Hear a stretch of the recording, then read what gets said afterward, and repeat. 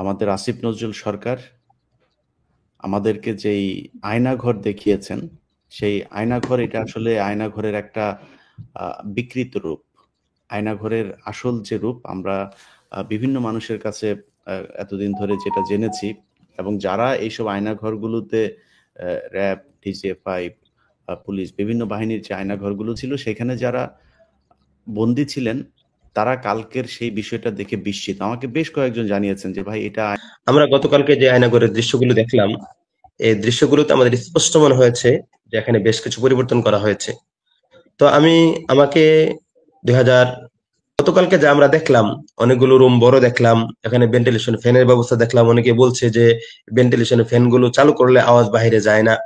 ওখানে তো কোনো ধরনের আওয়াজ বাহিরের সাথে কোনো জানালা, কোনো ছিদ্রই ছিল না। ভিতরে কি হতো না হতো, এটা ভিতরের অবস্থাগুলো আমরা আশেপাশে কান্নার আওয়াজ শুনতাম। আগে নাই। আর ইলেকট্রিক চেয়ারের যে ব্যাপারটা, এই চেয়ারটা এমন না, আমি দেখেছি এমন চেয়ার ছিল এবং প্যারাগের রুম ছিল, কালো অন্ধকার ছোট্ট একটা রুম, ও বাথরুমের মতো, এটার নিচে প্যারাগ ফ্লোরের মধ্যে। আর ছোট ক্রেনের মতো ছিল, একটা ছোট ক্রেনের মতো। এই দুই হাত এভাবে হয়তো মাফলার অথবা গামছার মধ্যে এভাবে পেঁচায়া এই গামছার এভাবে ক্রেনে বাঁচানোর পরে সুইচ দেওয়ার পরে উপরে উঠাইতো। উপরে উঠার পরে 5 মিনিট 10 মিনিট লোক বুঝে আর কি। তো এরপরে 5-10 মিনিট যখন ঝুলে রাখতো তখন মনে হতো যে শরীরের সাথে হাতের কোনো সংযোগ নাই। যে অনেক হয়েছে, আপনারা সাজিয়ে গুছিয়ে তারপরে আয়নাঘরে একটু বড় করে দেখায় যে এটা দেখাতে চেয়েছেন। যাই করেন, যত নাটকই করেন ওয়াকার, আপনি আপনার সেনাবাহিনীকে যতই সুন্দর করে দেখাইতে চান, জাতিসংঘ যেই প্রতিবেদন দিয়েছে এটার পরে অনেক কিছু পরিষ্কার। অতএব আপনি দেশের ভেতরে দেশের বাইরে কোথাও আপনি খুব একটা শান্তিতে থাকতে পারবেন না এই সেনাবাহিনীর খুনিদেরকে আশ্রয় প্রশ্রয় দিয়ে।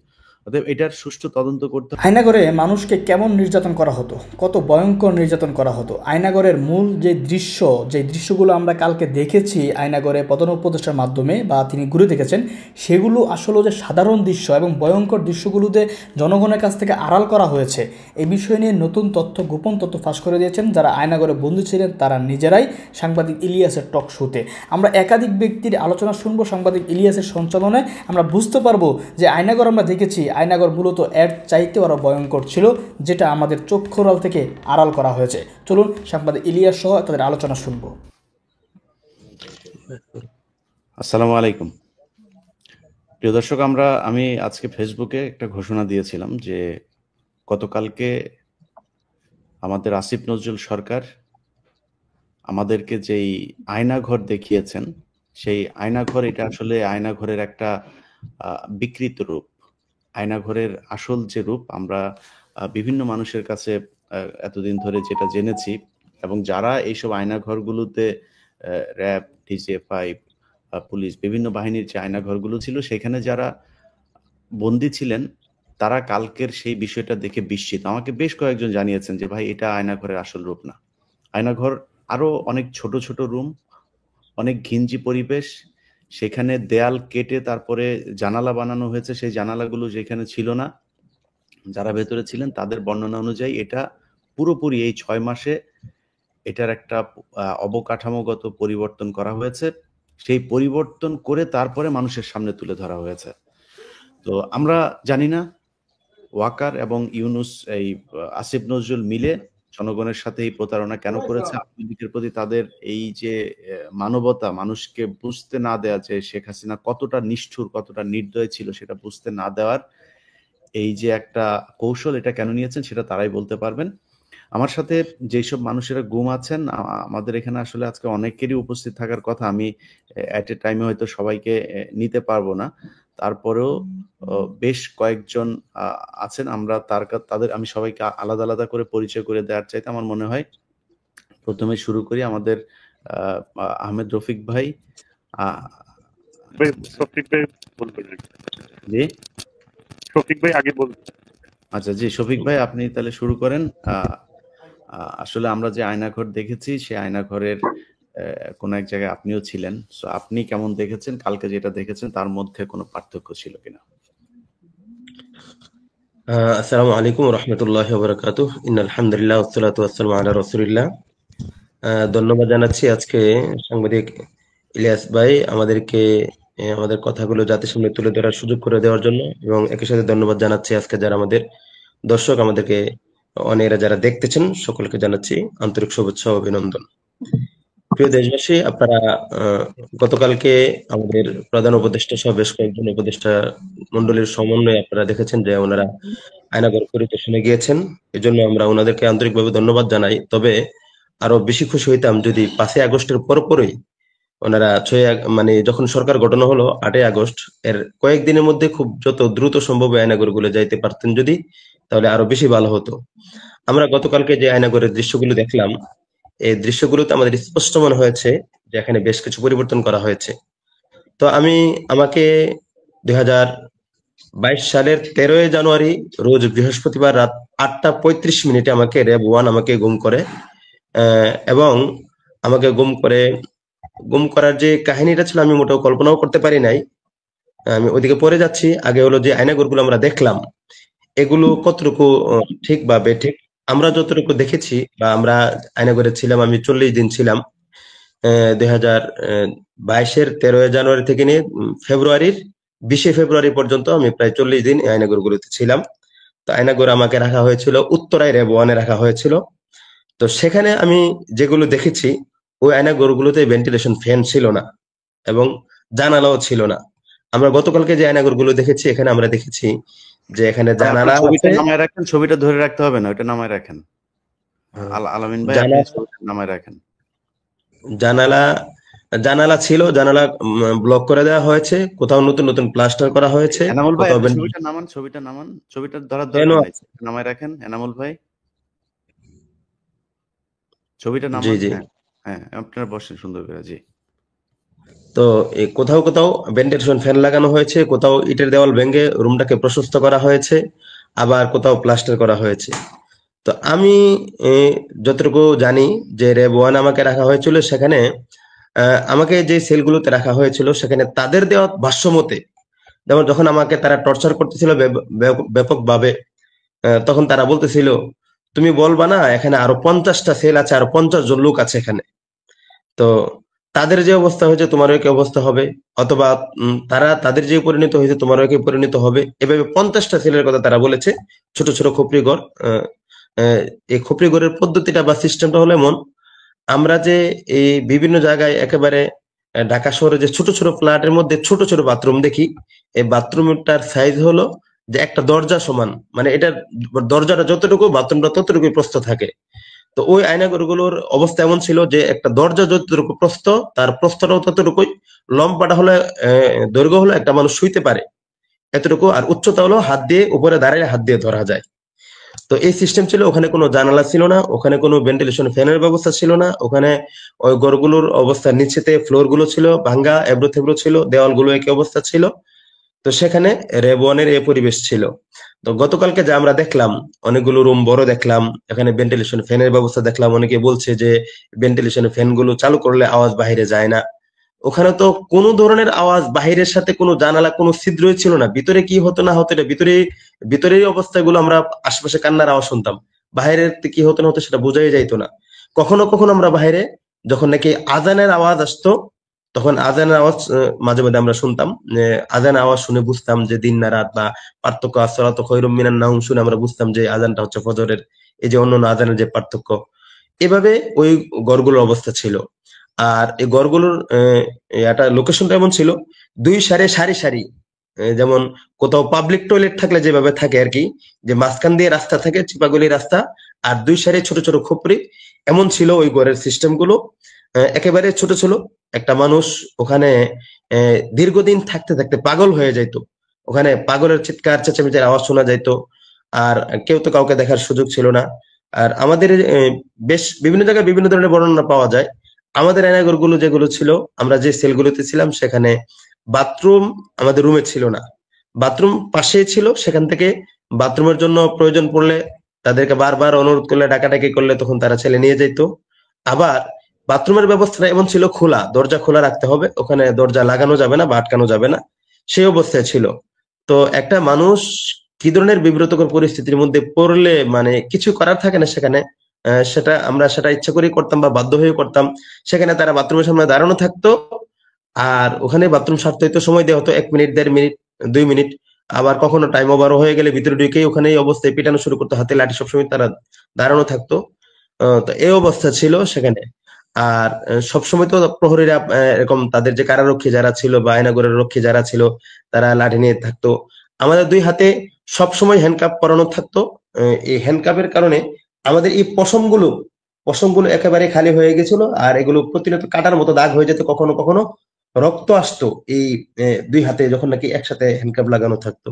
আর চোখ বাঁধা থাকতো, সবসময় চোখ বাঁধা থাকতো, মোটা প্যান্টের কাপড় দিয়ে চোখ বাঁধা থাকতো, 24 ঘন্টায় চোখ বাঁধা থাকতো। কখনো কখনো তারা ডাইকে আইসা এভাবে কাছে নিয়ে ডাকতো, এদিকে আয়, খুব আস্তে আস্তে আসার পরে হাতে এভাবে হাত ঢুকায় দেখতো যে এটাকে আমরা লুজ করে ফেলছি কিনা, বা তোমার লুজ হয়ে গেছে কিনা, বা এখানে কোনো কিছু দেখে ফেলছি কিনা। এভাবে তারা টানাটানি করতো আর দেখতো যে এটা টাইট আছে না লুজ হয়ে গেছে। প্রায় সময় ডাইকা নিয়ে আবার কাছে নিয়ে পিছন দিক থেকে তারা খুব শক্ত করে বেঁধে দিত। তো পরিবেশগুলো এমন ছিল যে ওখানে এক তো হাত সবসময় বাঁধা, আর ছোট্ট ঘর, ছোট্ট এর কোনো আলো বাতাসের ব্যবস্থা নেই, লাইটের ব্যবস্থা নেই, ফ্যানের ব্যবস্থা নাই। আর শক্ত করে মাথা বাঁধা থাকার কারণে মাথা প্রচন্ড ব্যথা হয়ে যাইতো। এই মাথা প্রচন্ড ব্যথার কারণে অনেকে চিৎকার করতো। মাথা শক্ত করে বাঁধার কারণ ছিল যেন দ্রুত পাগল হয়ে যায়। আর এমনি আমার ক্ষেত্রে আমি জানি না অন্যদের ক্ষেত্রে এমন হয়েছে কিনা, আমার ক্ষেত্রে আমার জন্য যে কেন জানি তারা আমার ক্ষেত্রে বিশেষ শাস্তি নির্ধারণ করলো, আমাকে তারা ঘুমাইতে দিবে না। প্রথম 2-3 দিন তারা ঘুমাইতে দিলেও লাগাতার 36 দিন আমার ঘুমের উপর নিষেধাজ্ঞা ছিল। দাঁড়ায় থাকতে হবে, বসা যাবে না, শোয়া যাবে না, ঘুমানো যাবে না। তো লাগাতার 36 দিন দাঁড়ায় থাকাটা আমার জন্য কতটা কষ্টকর ছিল। প্রথম 2-3 দিন সেটা কিছুটা স্বাভাবিক থাকলেও, বা প্রথম 2-3 দিনই আমার অবস্থা খুব খারাপ হয়ে গেছিল। আমি খুব চিৎকার চেঁচামেচি করতাম যে আমার মেরুদণ্ড ফেটে যাবে, এমন এক অবস্থা হয়ে গেছে। আমি তাদের কাছে অনেক কান্না করেছি, অনেক অনুনয় করেছি, অনেক হাতে পায়ে ধরেছি, অনেক রিকোয়েস্ট করেছি যেন আমাকে ব্যথার ট্যাবলেট দেয়, আমাকে যেন শোয়ার ব্যবস্থা করে, আমাকে যেন শুইতে যেন বাধা না দেয়। কিন্তু কথা একটাই, উপরের নির্দেশ, শোয়া যাবে না, স্যারের নির্দেশ, বসের নির্দেশ, শুইলে আমাদের চাকরি থাকবে না, তোকে শুইতে দেওয়া হবে না, ইত্যাদি ইত্যাদি অনেক কিছুই। তো ওখানে যে একটা দিন পার করা ছিল আমাদের জন্য একটা বছরের চেয়েও বেশি কষ্টকর ছিল। একটা মুহূর্ত পার করা আমাদের সেটা 36 দিন কি আপনি মানে ছিলেন, দাঁড়ায় থাকতে পারছিলেন নাকি? পারা তো যায় না, সেটা মানে ওই আমরা বাধ্য থাকতাম। কখনো কখনো মানে তারা যে আসা যাওয়া করতো বোটের আওয়াজে বুঝতে পারতাম। কখনো কখনো তারা একটু দূরে সরলে, তারাও তো ডিউটির ক্ষেত্রে পুরোপুরি মানে কখনো কখনো একটু লুজ হয়ে গেলে বা তারা একটু দুর্বল হয়ে গেলে অথবা ডিউটিতে একটু দূরে গেলে তখন একটু বসে যাওয়ার চেষ্টা করতাম। কিন্তু যখনই আবার তারা আসতে তখনই দাঁড়ায় যেতাম, তাদের সামনে আমি বসতাম না, তাদের সামনে বসার চেষ্টা করতাম না। কারণ তাদের সামনে বসলে তারা পিটানোর জন্য লাঠি নিয়ে আসতো, তো পিটা দিত। আর পিছন দিক দিয়ে হাত, আবার সামনে দিয়ে হাত বাঁধা ছিল, এটাকে পিছন দিক দিয়ে বাইদা উপরে ঝুলাই রাখার করতো, লোহার মধ্যে উপরে ঝুলাই রাখার জন্য এভাবে করতো। আর কখনো কখনো যখন নাকি কান্না করার চেষ্টা করতাম, মোনাজাত করার চেষ্টা করতাম, তখন মোনাজাতের মধ্যে আওয়াজ হলে ডিস্টার্ব করতো। তেলাওয়াত করতে চাইলে তেলাওয়াতে আওয়াজ হলে ডিস্টার্ব করতো। নামাজ পড়তে চাইলে কখনো দিনের রাতের মধ্যে নামাজের মধ্যে যদি একটু আওয়াজ হইতো তখন এসা মানে লাঠি নিয়ে দরজার মধ্যে এই আওয়াজ করতো, আর বলতো আওয়াজ করা যাবে না, আওয়াজ করলে মারতে হবে, আওয়াজ করলে নামাজ পড়া যাবে না। এভাবে এই পরিবেশ তৈরি করে রাখা হয়েছিল। আর যখন মানে যখন ওখান তো রাখার জায়গা, ওখান থেকে যখন নাকি জিজ্ঞাসাবাদের জন্য নিয়ে যাওয়া হয়তো, আমি জানি না কোথায় নিয়ে গেছে, সম্ভবত রেভ হেডকোয়ার্টারে নিয়ে যাওয়া হয়তো। আমাকে ওখান থেকে বের করা হয়তো, বের করে একটা গাড়িতে ওঠানো হয়তো, গাড়িতে অনেকক্ষণ চলার পরে সেই গাড়ি আবার থামতো, আবার ওখান থেকে বের করা হয়তো। তারপর সেখানে বিভিন্ন ধরনের টর্চার রুম, টর্চার চেয়ার, তারপরে টর্চার টেবিল, এগুলোর সামনে তারা বিভিন্ন ফোর্স সহ অনেক মানুষ দাঁড়ায় লাঠি নিয়ে একবার আমাকে চেয়ারের মধ্যে বাঁধলো। তারপরে বাঁধার পরে আমাকে বিভিন্ন কিছু জিজ্ঞেস করে, আমার চোখের মধ্যে টিস্যু দিয়ে আটকাই দিল, বিভিন্ন কিছু জিজ্ঞেস করলো, অনেক কিছু জিজ্ঞেস করলো। জিহাদ কত প্রকার, জিহাদ কি, আমি জঙ্গি সংগঠনের সাথে জড়িত কিনা, কোন কোন সংগঠনের সাথে জড়িত, ইত্যাদি অনেক তথ্যই নাকি তাদের কাছে আছে। আমি বললাম, আপনাদের কাছে যদি তথ্য থেকেই থাকে তাহলে আমাকে জিজ্ঞেস করছেন কেন? পরে বলতেছে যে আমরা তোর কাছ থেকে শুনতে চাই, তোর কাছে তুই কি জানোস, আমরা জানি তুই অনেক কিছু জানোস, তোকে আমরা অনেক দিন যাবত ফলো করি, এই করি সেই করি, অনেক কথা।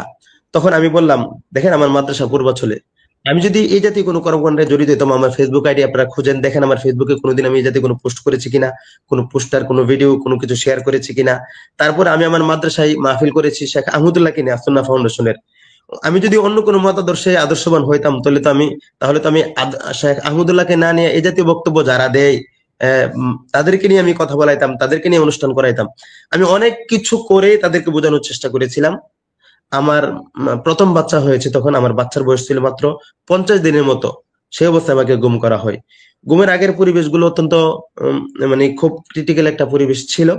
আমাকে যখন গুম করা হয় তখন ঢাকা মোহাম্মদপুর আমি একটা কাজে গিয়েছিলাম, মাদ্রাসায় একটা কাজে গিয়েছিলাম। সেখান থেকে ফেরার পথে রাত 8টা 35 মিনিটে 13ই জানুয়ারি 2022 সালের রাত 8টা 35 মিনিটে রোজ বৃহস্পতিবার আমি রিক্সা থেকে নামছি, কৃষি মার্কেট, মোহাম্মদপুর কৃষি মার্কেট আলিফ বাস কাউন্টারে নামছি। আলিফে বাস কাউন্টার থেকে বাসে উঠে আমি কুড়িল বিশ্ব রোড হয়ে পূর্বাচলে আসবো। তো সেখান থেকে হঠাৎ করে দেখছি যে এলাকার লাইট গুলো অন্ধকার, কেন জানি লাইট গুলো জ্বালানো না, লাইট গুলো বন্ধ হয়ে আছে। এক লোক এসে আমাকে জিজ্ঞেস করলো, ভাই আপনি কি মুফতি শফিকুল ইসলাম, পূর্বাচল মাদ্রাসার প্রিন্সিপাল? আমি বললাম জি, আমি শফিকুল ইসলাম। আমি ভাবছি হয়তো ফেসবুকে অনেকেই দেখে বক্তব্য শুনে বা অনেকেই জানে, এই ওই হয়তো এই দিক থেকে হয়তো জিজ্ঞেস করেছে। একথা বলতে আমাকে কয়েকজন ঘিরে ফেলে আর বলে যে আমরা, তখন তারা র্যাবের লোক পরিচয় দেয় না, তখন বলে যে আমরা ডিবির লোক, সোজা এই গাড়িতে উঠ, নতুবা এখনই ব্রাশ ফায়ার করবো বা শুট করবো। তো আমি বিষয়টা বুঝতে পারছি যে আসলে তারা আহ আমার বড় ধরনের কোনো ক্ষতি করে ফেলবে। গাড়িতে ওঠার সাথে সাথে আমার ফোন নিয়ে যায়, ফোন নিয়ে আমার ফোনকে ফ্লাই মোড করে ফেলে। তখন আমি তাদেরকে জিজ্ঞেস করলাম আপনারা কারা। তখন তারা বলতেছে যে আমরা যে প্রশাসনের লোক, তোর সন্দেহ হয় কিনা। আমি বললাম আপনার যে প্রশাসনের লোক এর পরিচয় কি। তখন তারা দুইটা পরিচয় আমার সামনে তুলে ধরে। একটা পরিচয় হচ্ছে একজনের কার্ড দেখাইছে যে র্যাব ওয়ানের লোক, একটা বিষয়। আর 2 নম্বর বিষয় হলো যে তারা আমার পরিবারের পরিচয় দিতে থাকে, আমার বাড়ি কোথায়, আমার ছোট ভাই কি করে, আমার বাবা কি করে, আমাদের ব্যবসা বাণিজ্য কি আছে, ইত্যাদি ডিটেলস বলতে থাকে। তখন আমি বুঝতে পারলাম যে তারা প্রশাসনের লোক। তখন আমি জিজ্ঞেস করলাম আমাকে কেন নিয়ে আসছেন বা কোথায় নিয়ে যাচ্ছেন। তখন বলছে যে টেনশনের কোনো কারণ নাই, আমরা 2-3 ঘন্টা তোমার সাথে কথা বলবো, তো তারপরে তোমাকে দিয়ে আসবো। আমি বললাম দেখেন আমার বাবা খুবই অসুস্থ, গতকালকে রিপোর্ট আসছে করোনা পজিটিভ, উনি বাইরে যাওয়ার কথা ছিল, দুবাই যাওয়ার কথা ছিল, ফ্লাইট মিস হয়ে গেছে। আমার বাবা বৃদ্ধ মানুষ, ওনাকে জানান যে আমি প্রশাসনের কাছে আছি, আপনাদের কাছে আছি, ওনাকে জানান, তারপরে আপনারা যা করেন করেন। তখন তারা বললো যে না কোনো অসুবিধা নেই, তোমাকে 2-3 ঘন্টা পরে আমরা মাদ্রাসায় দিয়ে আসবো, আর সেটা জানানোর প্রয়োজন পড়বে না, আর যদি জানানোর প্রয়োজন পড়ে আমরা সেটা জানাবো। তো আমি তাদের কাছে এই কথাগুলো বলতেছিলাম। এর মধ্যে কিছুক্ষণ পরে তারা একজন বলতেছে স্যার চশমা পরিয়ে দিব। একথা বলে একজন আমার মানে চোখ বেঁধে ফেলে। আর এভাবে চলতে থাকে, গাড়ি কোথায় যেন চলছে আমি জানি না। এভাবে চলতে চলতে এক পর্যায়ে ফোনে একজনকে বলতেছে মামা নিয়ে আসতেছি, তোমার মেহমানদারির ব্যবস্থা করো। মামা নিয়ে আসতেছি, মেহমানদারির ব্যবস্থা করো, কথা তারা ফোনে বলতেছে। আর এতে করে আমি বুঝতেছি হয়তো আমাকে, আমার উপর তারা ব্যাপক টর্চার করবে, যেহেতু তারা প্রশাসনের পরিচয় দিয়েছে।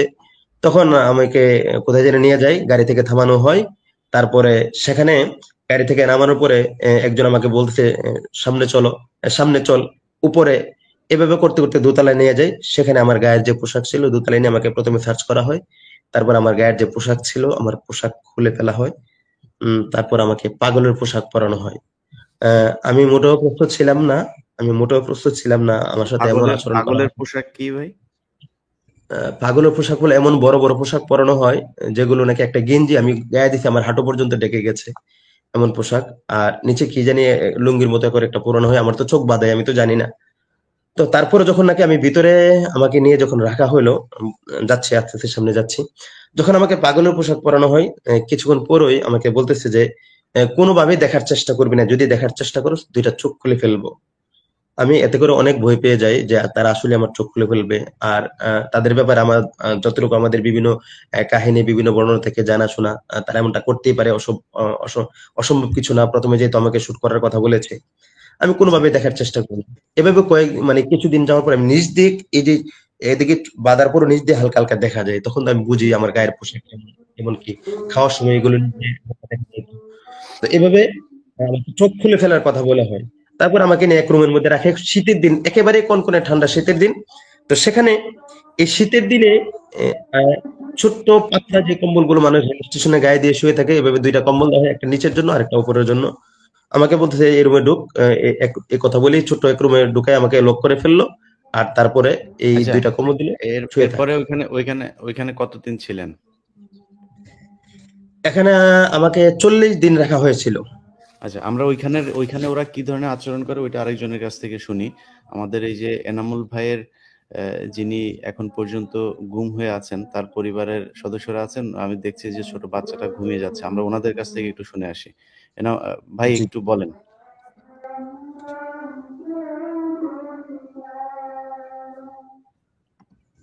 ইলিয়াস ভাইরে অনেকদিন যাবতই খুঁজতেছি, কিন্তু আল্লাহ আমার মনে হয় সেটা পূর্ণ করছে, যে আমার ভাইয়ের ঘুমের বিষয়টা যদি স্যারে জানাইতে পারতাম তাহলে হয়তো মনটা সান্ত্বনা দিতে পারতাম।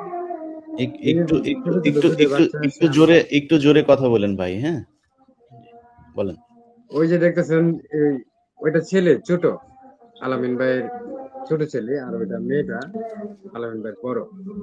আলামিন হুম, ভাই আমার আপন চাচাতো ভাই এবং আমার আপন ছোট ভগ্নিপতি। হুম, সে গাজীপুর দীর্ঘ 17 বছর একটা মাদ্রাসার প্রিন্সিপালের দায়িত্ব পালন করতেছেন। গাজীপুর জয়দেবপুর থানা ছত্তর বাজার আসসালামু আলাইকুম। সংলগ্নে ঈদগাহ মাঠ। ওখান থেকে জানুয়ারি 30 তারিখ 2023 রাত 10টায় আনুমানিক তারে ডিবির পরিচয়ে উঠায় নিয়ে যায়। নিয়ে যাওয়ার পরে এর 10-12 দিন আগে ওই এলাকা থেকে ফখরুল নামে আরো, ফখরুলের ছেলে আরো 4 জন, মোট 6 জন রে র্যাপ 1 সিটিডিসি উঠায় নিয়ে গেছে।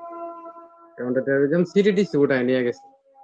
তখন আমার বাইরে যেদিন গ্রেপ্তার করা হয়, এদিন বলতেছে যে কিছুদিন আগে যে কয়েকজনকে গ্রেপ্তার করা হয়েছে এদেরকে আপনি চিনেন? পরে বলতেছে হ্যাঁ চিনি। তো এদের সামনে নিয়ে কিছু জিজ্ঞাসাবাদ করব, পরে এসে আপনাকে দিয়ে যাব। পরে এই কথা বইলা নিয়ে গেছে গা। তো পাশের রুমে যে আরেকজন শিক্ষক ছিল তারে সাপিটে বুঝাইয়া দিতে গিয়া তখন ওই শিক্ষকের জিজ্ঞাসে যে আপনারা কারা? পরে কইতেছে আমরা ডিবির লোক। পরে এই কথা বইলা কিন্তু নিয়ে গেছে। নিয়ে যাওয়ার পরে আমরা সকালে থানায় গেছি। যাওয়ার পরে থানার ওসি সাহেব তো দেখা করেই না, মানে থানার ভিতরে আমাদেরকে ঢুকতে দেওয়া হয় না। তো পরে আরেকটা দারোগা আমাদেরকে বলতেছে যে আপনারা এখানে ঘোরাফেরা করে কোনো লাভ নাই, এখানে জিটিও নিত না, কিচ্ছু নিত না, আপনারা ঢাকা চলে যান। তো ঢাকা কোথায় যান? ডিবি হারুনের কাছে চলে যান। আপনার এলাকার লোক, আপনারা ওইখানে চলে যান, একটা সন্ধান পাবেন। তো এখানে ডিবি হারুন ভাইয়ের অফিসে গেছি, নিচে গিয়া করছি, বসে রয়েছি। হারুন ভাই সিসি ক্যামেরা দেখা করে না, দেখা করে না, বুঝছেন ভাই? পরে দীর্ঘ 3 ঘন্টা সময় কাটানোর পরে হারুন ভাইয়ের ছোট ভাই জিয়ার এখানে গেলাম।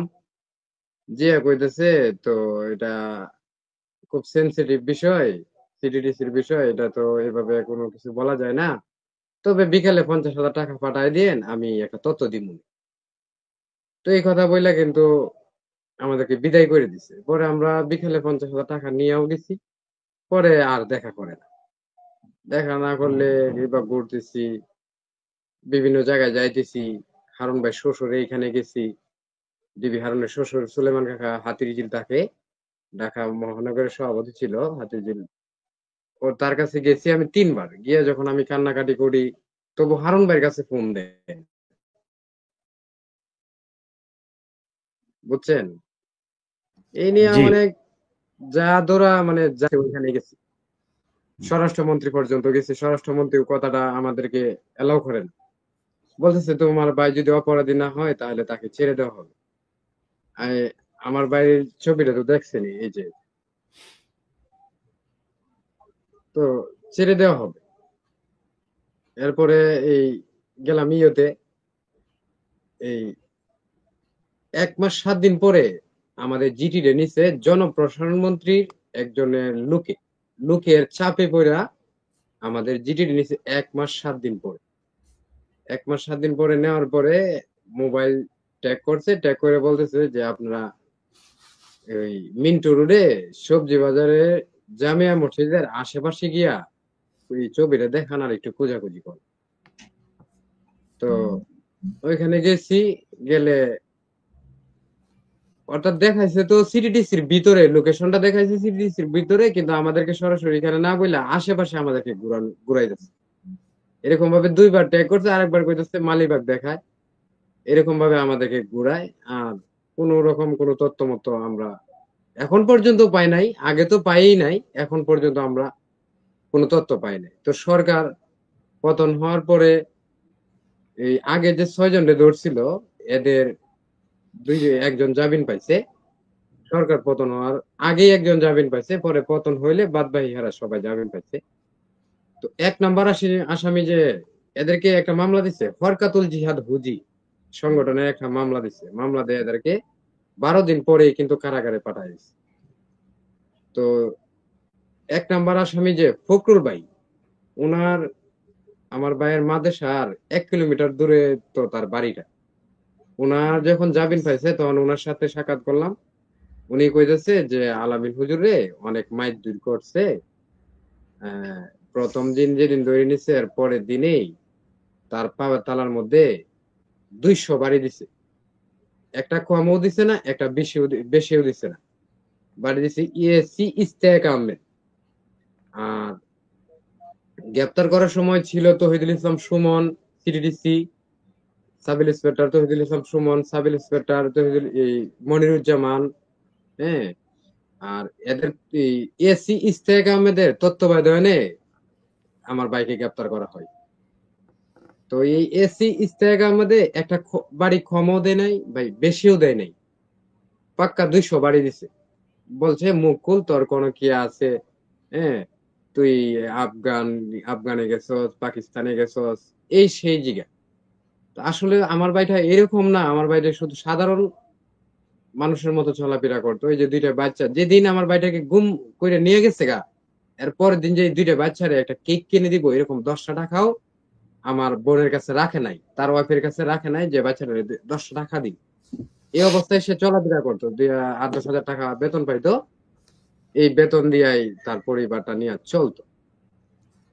তো পরে ওই যে এসি 5 তারিখের পরের কথা বলেন। আগে তো আওয়ামী লীগ যা করেছে সেটা আমরা মোটামুটি জানি। মানে 5 তারিখের পরে আপনারা প্রশাসনের কাছে যান নাই, বা সরকারের কাছে, বা কোনো ছাত্রদের কাছে, কারো কাছে গিয়েছেন? কি কি চেষ্টা করেছেন আপনি? 5 তারিখের পরে আমরা এই গুম পরিবারের একটা গ্রুপে আমরা এই যোগাযোগ করে বিভিন্ন জায়গায় আন্দোলন করছি। যে সচিবালয়ে গেছি, প্রধান উপদেষ্টার বাসভবনের সামনে ওইখানে অবস্থান করছি। এরপরে ওই যে কচুকিয়াত আয়নার ঘরের সামনে ওইখানেও আন্দোলন করছি। তো তহিদুল ইসলাম থানায় যান নাই? না, থানায় তখন গেছি, গেলে বলতেছে এখন তো এই ব্যাপারটা মানে তখন তার থানার মানে 10-12 দিন 15 দিন তো থানার মধ্যে এরকম কোনো পরিস্থিতি ছিল না, কার্যকলাপই ছিল না। এরপরে যান নাই? ডিবি অফিসে গেছি, এখানেও কোনো কার্যকলাপ ছিল না। তো ওই যে তহিদুল ইসলাম সুমন, মানে এখন তো আছে, শুনেন কথা শুনেন, মানে এখন তো আছে। আপনি থানায় কার্যক্রম ছিল না মানে কি? থানায় কার্যক্রম ছিল না 7 দিন বা 10 দিন, মানে এখন আছে তো, এখন যান নাই? এখন আমরা এই আন্তর্জাতিক ট্রাইব্যুনালে যাওয়ার জন্য চেষ্টা করতেছি। মানে চেষ্টা করতেছেন? গতকাল জি জি চেষ্টা করতেছেন কেন? মানে আগে করেন নাই কেন? এতদিন করেন নাই কেন? আগেও আমরা এই গুম পরিবারের সবাই মিলে একটা অভিযোগ দিছি, জার্জির একটা লিখিত একটা অভিযোগ দিছি আমরা। কোথায়? আন্তর্জাতিক ট্রাইব্যুনালে, ওইখানে গেছি আমি। হ্যাঁ, পরে ওইখানে অভিযোগটা দেওয়া হয়েছে। আর গতকালকে এই রবিবারে মনে হয় আন্তর্জাতিক ট্রাইব্যুনালে ওই শায়েকের ব্যবস্থা করে দিতেছে, এটা চূড়ান্ত একটা মামলা করবে শায়েক, মুফতি হারুন এজাহার। হ্যাঁ। জি আমার ওনার ছোট ভাই ওনার বড় ভাইরে বাদী বানায়। ওনার তালিকায় আপনি আছেন, এটাই তো? জি আছে। আচ্ছা, ওনার ছেলে মেয়ে কয়জন টোটাল? ও আমার ভাইয়ের ছেলে মেয়ে, একটা ছেলে একটা মেয়ে। ওই যে ওইটা মেয়ে, আর ওই ছেলেটা ঘুমায় পড়ছে। বয়স কত এদের? 7 বছর। লাবিবার বয়স 7 বছর। মেয়েটার বয়স 5 বছর আর ছেলেটার বয়স 3 বছর। উনি গুম হন কতদিন আগে? গুম হয়েছে 2023 সালে জানুয়ারি 30 তারিখে। তার মানে তখন ওদের একজনের বয়স ছিল 1 বছর, তাই তো? জি 15 মাস ছিল, ছেলেটার বয়স 15 মাস 14 মাস ছিল। আওয়ামী লীগের ভাইয়েরা শুনেন, আপনাদের তো ভাই বললাম না, মানুষের ভাই বলা যায়, আপনাদের তো বললাম না, একটু শুনেন, হ্যাঁ কথাগুলো শুনেন। এই এক শিশু রাসেল নিয়ে সারা জীবন কান্দাকাটি করলে তো হবে না। শিশু রাসেলের বাপ, শিশু রাসেলের ভাইরা যত মানুষকে কষ্ট দিয়েছে সারা দেশে, আমি যদি ওই সময় থাকতাম ওদের পাড়ায় মেরে ফেলতাম। ওদের তো ওই যে ওই দিন শুনলাম যে রাশেদ চৌধুরী বললো গ্রেনেড দিয়ে তারপরে মারার পরে সবগুলো আলাদা আলাদা করে ধইরা ওদের গোপনাঙ্গের মধ্যে রশি বাইদে তারপরে উপরে গাছের সাথে ঝুলায় মারা দরকার ছিল। ওরা যে পরিমাণে মানুষ বাংলাদেশে মেরেছে, শেখ হাসিনারে পাইলেও এখন ওইটাই করা দরকার। তো জিনিস নাই, ওরে যে জায়গায় পারে ওই জায়গায় টাইনা ধরে তারপরে ওরে ঝুলায় পেটানো দরকার। তোরা মানুষ হইতে পারিস না। এগুলি বর্ণনা শুনে এরকম আমার এখানে আজকে অন্তত আরো 15-20 জন আসার কথা ছিল। আমরা এট এ টাইমে সবাইকে অ্যাটেন্ড করতে পারবো না, এই কারণে সবাইকে আনিনি। তো এদের কথা শুনে সবার বিষয়টা বুঝে, সারা বাংলাদেশে এরকম হাজার হাজার লক্ষ লক্ষ আলেম প্রচন্ড কষ্ট করেছে। এই 15 বছর তাদের জন্য পুরো বাংলাদেশটা একটা জেলখানা ছিল। অতএব এই যে আজকে যেই তোদের যে পরিণতি, এই পরিণতি অসংখ্য আলেমের চোখের পানির ফল। এখনো সময় আছে। যদি নিজেরে, তোদের আওয়ামী লীগের কেউ কেউ তো এখন নিজেরে মুসলমান, ওই দিন আমার এক পরিচিত এখানে শুক্রবার নামাজ পড়তে গিয়েছে, যা তো আমার সাথে বলছে যে আওয়ামী লীগ করে, তার আবার খুব ক্লোজ। তো পরে ওই লোকের বলছে যে কি কই যান, এই যে নামাজ পড়তে আসেন। তুই আবার নামাজ পড়তে আসছিস কেন? তা আমি পরে ওই লোকের সাথে দেখা করে পার হয়ে আসলাম যে ভাই এটা জিজ্ঞেস করলেন কেন? ওই আওয়ামী লীগ করে, আওয়ামী লীগের আবার নামাজ কিসের? তো এটা বাস্তব। কিন্তু তোদের তো নামাজ টামাজ দরকার নাই। তোদের নবী হয়েছে শেখ মুজিব, তোরা শেখ মুজিবরে নিয়ে থাকবে। তোদের তোদের তোদের তোদের ভিতরে কোনো মনুষ্যত্ববোধ, কোনো বিবেক, কোনো কিছুই নাই। তোদের সাথে তর্ক বিতর্ক করে কোনো লাভ নেই, কারণ তোদের চিন্তা ভাবনা সবকিছু কেমন জানি মানে মানুষের মতো চিন্তা ভাবনা আওয়ামী লীগ করেন। ওদের একজনের সাথে সাধারণ মানুষ 10 জন তর্ক করে পারবে না, ওদের চিন্তাই অন্যরকম। তো আল্লাহ এদের মুক্ত করেছে। আমার বিশ্বাস যেই কষ্ট, যেই নির্যাতন, শেখ হাসিনা তো রাজনীতি করেনি, শেখ হাসিনা সরাসরি আল্লাহর সাথে যুদ্ধ করেছিল। তো আমরা খুব খারাপ একটা পরিস্থিতি থেকে বের হয়েছি। এই দেশের মানুষকে বলবো শিক্ষা নেন। আল্লাহর সাথে যুদ্ধ করার ফলাফল ভালো হয় না। কিছু জায়গায় নিজের মিনিমাম নীতি নৈতিকতা বোধ এগুলো ঠিক রাখা দরকার। যাক, আমাদের রফিক ভাই, আপনি কি এখন বলবেন নাকি শুনবেন? বলি ভাই। রফিক ভাই বলুক। জি জি বলেন।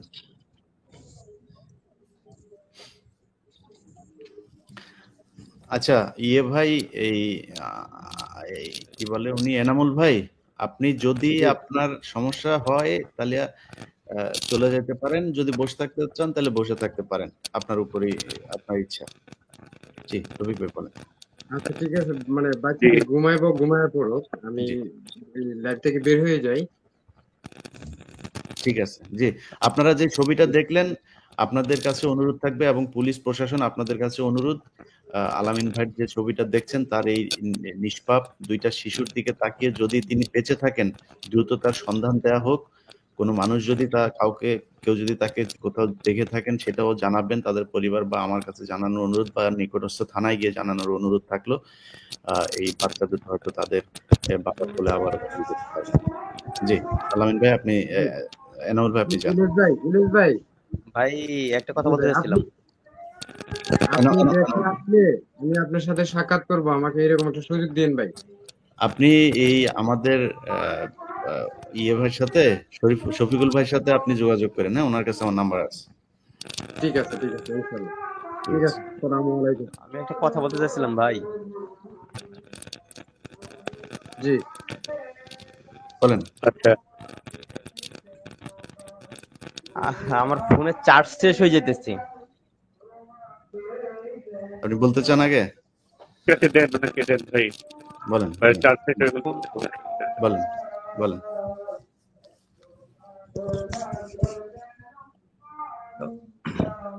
আমার নাম সোহেল রানা, আমার হোম ডিস্ট্রিক্ট শেরপুর, ঝিনাইগাতি জেলা, শেরপুর জেলা, ঝিনাইগাতি উপজেলা।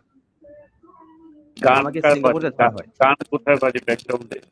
বাইরে মনে হয় ওয়াজ হইতেছে বোধহয় কোথাও, আমার মনে হয়, নাকি?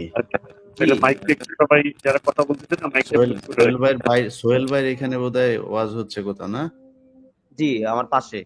ঠিক আছে বলেন, আমি বুঝতে পারছি, বলেন। আমাকে ধরা হয়েছে সিঙ্গাপুর থেকে। সিঙ্গাপুরে আমি 2 বছর ছিলাম। সিঙ্গাপুরে 2021 সালে 21শে জুন মাসে আমাকে ধরা হয়। তো ধরার পরে 21 দিন রাখা হয় সিঙ্গাপুরে। সেখান থেকে পাঠাই দেয় দেশে 2021 সালে 13ই জুলাই। তো এয়ারপোর্টে আমাকে ধরা হয়, র্যাব ধরে। এয়ারপোর্ট থেকে বের করে আমাকে র্যাবের কালো গাড়িতে ওঠায়। সেখানে আমার চোখ বেঁধে ফেলে, চোখ বেঁধে হাতে হ্যান্ডকাপ লাগে, সিটের নিচে মাথা দিয়ে দেওয়ার পর বলতেছে যে তুই কোনো কথা বলবি না, চুপ থাক, কথা বললে তোকে মেরে ফেলবো। তো আমি আর কোনো কথা বলি না ভয়ে। তো গাড়িতে প্রায় 40 মিনিট, আধা ঘন্টার মতো আমাকে নিয়ে যায়। নিয়ে যাওয়ার পরে একটা জায়গায় বলতেছে যে এই গাড়ি থামাও। পরে আমাকে নামাইছে, নামানোর পরে বলতেছে এই সোজা যাও। তারপরে বলতেছে সামনে সিঁড়ি আছে, আস্তে আস্তে পাও উঠাও। বলতেছে ডানে যাও, বামে যাও, এইভাবে 2 তলায় নিয়ে গেছে। নিয়ে যাওয়ার পরে আমাকে ওই চোখ বাঁধা অবস্থায়, হাত বাঁধা অবস্থায় বলতেছে নে কাপড়গুলি পর। তো যা বুঝলাম আমি যে কাপড়গুলি হচ্ছে সম্ভবত লুঙ্গি আর গায়ের গেঞ্জি, সেরা ফাটা গেঞ্জি, গন্ধযুক্ত গেঞ্জি দিছে। আমি পরছি সেগুলি, ভয়ে ছিলাম ওই সময়, তাদের সঙ্গে আর বাড়তি কথা বলিনি। তো যেখানে রাখছে সেটা হলো উত্তরা র্যাব 6। উত্তরা র্যাব 6 এ রাখছে। আমি যেখানে ছিলাম শফিক ভাই সেখানে ছিল।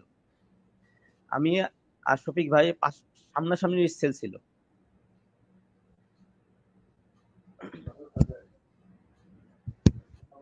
সামনাসামনি সেল ছিল শফিক ভাই আর আমার। সেখানে রুমের দৈর্ঘ্য হচ্ছে 4 মিটার আর প্রস্থ হচ্ছে, মাইক্রোফোনটা কাছে নিয়ে বলেন। রুমের দৈর্ঘ্য হচ্ছে 1.5 মিটার আর প্রস্থ হচ্ছে 3-4 মিটার। সেই রুমে আমাকে রাখা হয়। অন্ধকার রুম, ডান কাতে শুলে বাম কাতে দেওয়াল, এরকম একটা রুম। তো এই অবস্থায় আমাকে ওই একই রুমে হাত বাঁধা চোখ বাঁধা অবস্থায় 27 মাস রাখা হয়। আমাকে উঠতে বসতে অনেক নির্যাতন করছে সব সময়। যদি বলছি যে স্যার ওয়াশরুমে যাব, গোসল করব, এই সমস্ত কথা বললেও, ওজোর কথা বললেও মারতো, সব সময় মারধর করতো। আর রুমের ফ্লোর ছিল অনেক ভাঙ্গা। এই এখন যে সরকার যে ওই র্যাব 1 এর যে ভিডিও যে প্রকাশ করছে আয়না ঘরে, সেটা মূলত ওই রুম না, অনেক পরিবর্তন করা হয়েছে। জানালা ছিল না, জানালা বানাইছে। ভেন্টিলেশন ফ্যান ছিল না, ভেন্টিলেশন ফ্যান লাগাইছে। এগুলি ওই সময় ছিল না। গরমের দিনে প্রচুর গরম লাগতো, শীতের দিনে কোনো শীতের কাপড় দিত না, 2টা কম্বল দিত পাতলা পাতলা। এই অবস্থায় রেখেছিল।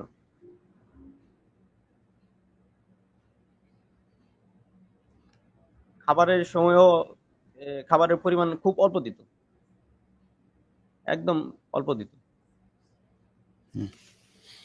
গোসলের কিছু দিত না। মানে সিঙ্গাপুরে আপনাকে ধরলো কারা? Singapore police? সিঙ্গাপুরে তারা পুলিশ পরিচয় দিচ্ছে আমাকে, কার্ড দেখাইছে, বলছে যে আমরা সিঙ্গাপুর পুলিশ। পরে তারা ধরে আপনাকে কি করলো? তারা ধরে আমাকে বলতেছে তুমি থানায় চলো, তোমাকে কিছু জিজ্ঞেস করো, তারপর ছেড়ে দেবো, এই কথা বলছে। আচ্ছা, তারপরে আপনাকে এয়ারপোর্টে নিয়ে এসে বাংলাদেশে পাঠিয়ে দিয়েছে? না, ওইখান থেকে 21 দিন রাখছে। 21 দিনে তারা আমাকে জিজ্ঞাসাবাদ করছে বিভিন্ন কিছু, বিভিন্ন সংগঠনের কথা বলছে, কিন্তু আমি এগুলো কিছু জানি না। ওগুলি সব কি সিঙ্গাপুরেরই লোক? জি। আচ্ছা, এরপরে তারা বলছে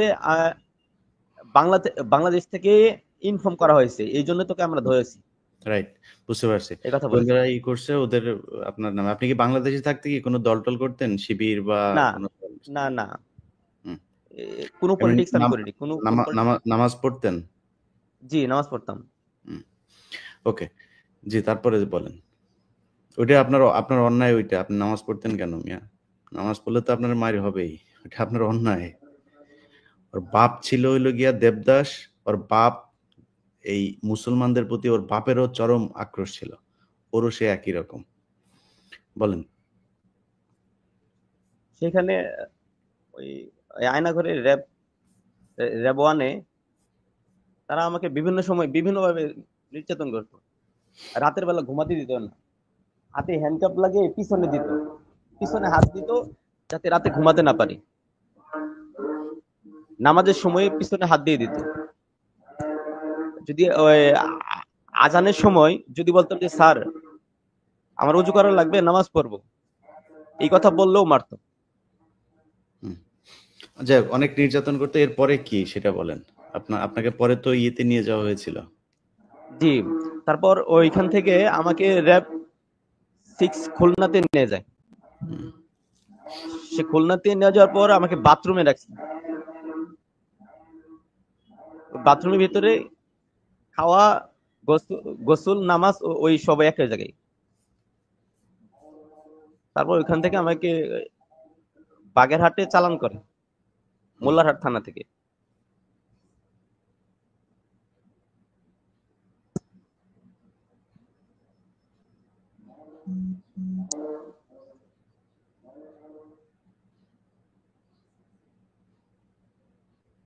তো আমি ওদেরকে অনেক বলছি, স্যার আমাকে একটা সুযোগ দেন, আমি বাড়িতে একটু কথা বলি, আমার মায়ের সঙ্গে কথা বলি। তারা আমাকে একটা সুযোগ দেয়নি।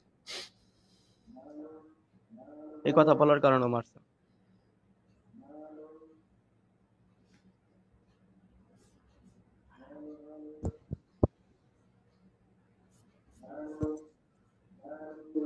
আমি আর কথা বলতে পারতেছি না।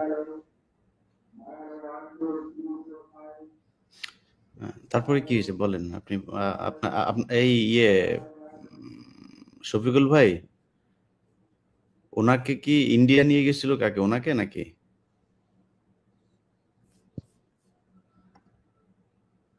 আপনার আনমিউট করেন।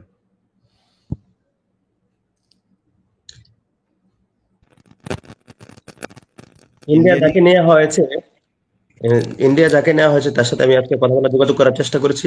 উনি এখনো ভয় পাচ্ছে যে উনি যদি লাইভে আসে তাহলে ওনাকে আবারও ধরে নিয়ে যাবে, আবারও কিছু করবে, সে আশঙ্কা করছে, এজন্য লাইভে আসেনি। আচ্ছা, ওকে। না, আমি মনে করছি বোধহয় এয়ারপোর্ট থেকে তাকে মনে হয় ওইভাবে র্যাব ধরে নিয়ে তারপরে ইন্ডিয়া পাঠাইছিল। যাই হোক, আচ্ছা, ভাই, রফিক ভাই, আপনার কাছে যাই, বলেন। ভাই আমি বের হইলাম। হ্যাঁ, ঠিক আছে, চলবে। আসসালামু আলাইকুম। আসসালামু আলাইকুম। আইজান ভাই, আপনাকে ধন্যবাদ আজকের এই প্রোগ্রামের জন্য। আর আল্লাহ, আমি এখানে একটা বিষয় বলতে চাই প্রথমে, সেটা হলো সবাই না আয়নাঘর বলে। ভাই, আপনার সাউন্ডটা কিন্তু পরিষ্কার না, বুঝছেন? ক্যাট আওয়াজ হচ্ছে একটা। এখন ক্লিয়ার? না, একটা আওয়াজ হচ্ছে। সাউন্ডে কোনো সমস্যা আছে? এটা আপনার হেডফোনের সমস্যা বোধহয়। আপনি হেডফোন খুলে তারপরে দেখেন।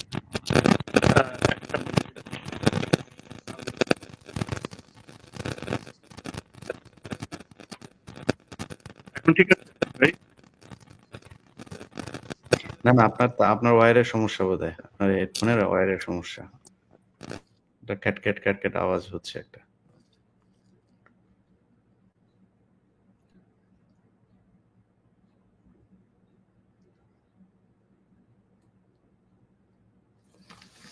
এই রফিক ভাই আর কিছু বলবেন? রফিক ভাই তো বলা শুরু করবে এখন।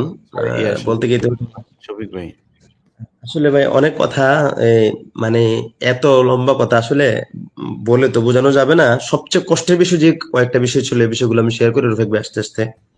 সবচেয়ে বড় কষ্টের বিষয় ছিল হ্যাঁ, জি, হ্যাঁ, বলেন বলেন। সবাইকে আয়নাঘর বলে, ঠিক আছে। আমার কাছে একটা তথ্য আছে, সেটা হলো আপনার হেডফোনের যেগুলি সমস্যা ভাই, বুঝছেন? আপনার হেডফোনের সমস্যা, আপনি হেডফোনটা খুলে ফেলেন, খুলে আপনি ফোনে কথা বলেন। খুলে ফেললে কথা স্বাভাবিক আসবে, ইনশাল্লাহ সুন্দর হবে। এবার বলেন। যে এখন সাউন্ড নাই।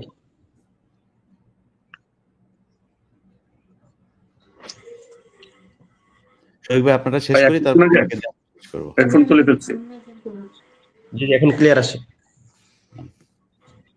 এতক্ষণ কোনো সাউন্ডের সমস্যা হলো না। হ্যাঁ, এখন ঠিক আছে ভাই, এখন ঠিক আছে, বলেন। ভাই, এখন শোনা যায়? হ্যাঁ, এখন ঠিক আছে, বলেন।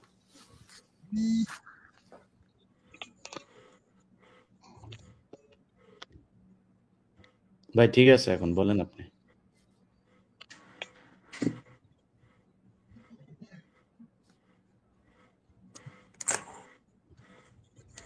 ভাই, শোনা কি যাচ্ছে এখন? জি শুনতে পাচ্ছি সবাই।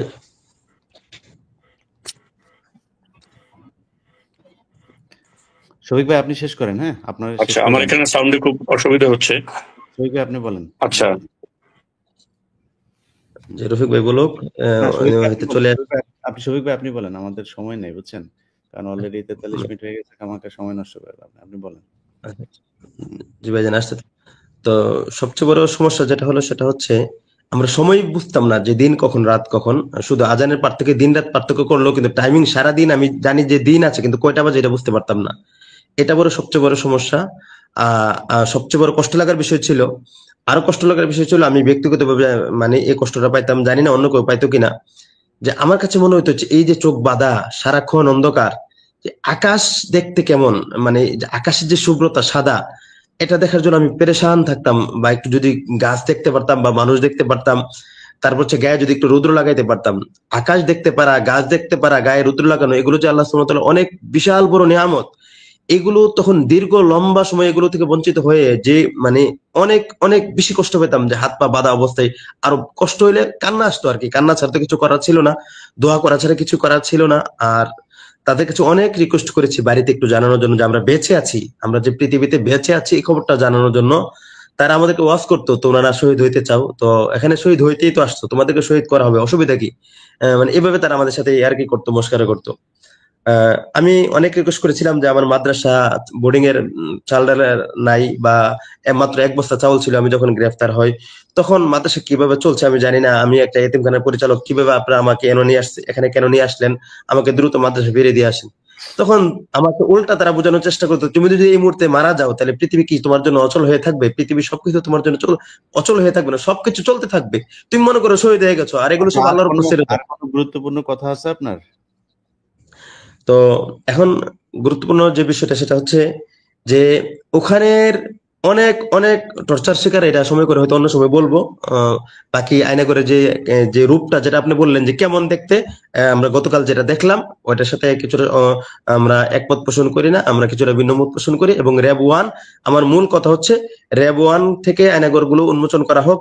আমাকে গুম করার কারণে, আমাকে অন্যায়ভাবে মিথ্যা মামলা দেওয়ার কারণে আমি নিজে ক্ষতিগ্রস্ত হয়েছি, আমার প্রতিষ্ঠানের ছাত্র সব চলে গেছে, প্রতিষ্ঠান নষ্ট হয়ে গেছে। আমার ছোট ভাইকে ঢাকা বিশ্ববিদ্যালয়ের চাকরি থেকে তাকে বাতিল করা হয়েছে। কেন? সে আমার সন্ধান চেয়ে ফেস দ্য পিপলে লাইভ করলো। আমার সন্ধান চেয়ে কেন ফেস দ্য পিপলে লাইভ করলো? সেজন্য ঢাকা বিশ্ববিদ্যালয়ে রিসার্চ অফিসার হিসেবে নিয়োগ পাওয়ার পরও শুধুমাত্র আমার সন্ধানে বিভিন্ন জায়গায় ঘোরাফেরা করার কারণে, আমার সন্ধান চাওয়ার কারণে তাকে ঢাকা বিশ্ববিদ্যালয়ে রিসার্চ অফিসার থেকে চাকরি থেকে তাকে বাতিল করা হয়েছে, তাকে নিয়োগ বাতিল করা হয়েছে। আমার বাবার ব্যবসা বাণিজ্য ক্ষতিগ্রস্ত হয়েছে, মা বাবা চাকরি ফিরায় দেয় না এখনো? না, এখনো ফিরিয়ে দেয়নি। কি বলে ওনারা, এখন কি বলে? তারা এর পরিবর্তে অন্য কাউকে নিয়োগ দিয়ে নিছে, তার নিয়োগ বাতিল করে। আপনার ভাইয়ের নাম কি? আমার ছোট ভাইয়ের নাম হচ্ছে সিরাজুল ইসলাম মিলন। আর তাকে যে চাকরি থেকে বাতিল করেছে তখন আওয়ামী লীগের যে ছিল আব্দুল সামাদ সম্ভবত, যে প্রক্টর নাকি, যে ভাইবা বোর্ডের যে ছিল, সে বলছে তুমি তোমার ভাই রাষ্ট্রদ্রোহী মামলায়, আর তুমি তার সন্ধান চেয়ে তুমি ফেস দ্য পিপলে লাইভ করেছো, কোন রাষ্ট্রদ্রোহীর ভাইকে ঢাকা বিশ্ববিদ্যালয়ের মতো প্রতিষ্ঠানে চাকরি দেওয়া হবে না। বুঝতে পারছি। আলতাফ ভাই, আপনারটা শুনি, বলেন ভাই। আসসালামু আলাইকুম ওয়া রাহমাতুল্লাহ। আমি আলতাফ হুসাইন। তো আমি 2013 সালে 5ই মে, যেদিন মানে শাপলা চত্বরের যে রাত, শাপলার রাত, ওই দিন আমি হচ্ছে আপনার কাকরাইল থেকে আমি গ্রেফতার হয়েছিলাম 8টার সময়। আমি দুপুরবেলা থেকে ওখানেই ছিলাম। তো লাশ এই আপনার পল্টন মোড় থেকে কাকরাইল ইসলামী ব্যাংক হাসপাতালে মোটামুটি আমি 11টার মতো লাশ আমি আনি ভ্যানে করে। তো লাস্ট আমি বের হওয়ার পরে ইশারের টাইমে আমাকে হচ্ছে ওই সময় পুলিশ গ্রেফতার করে নেয়।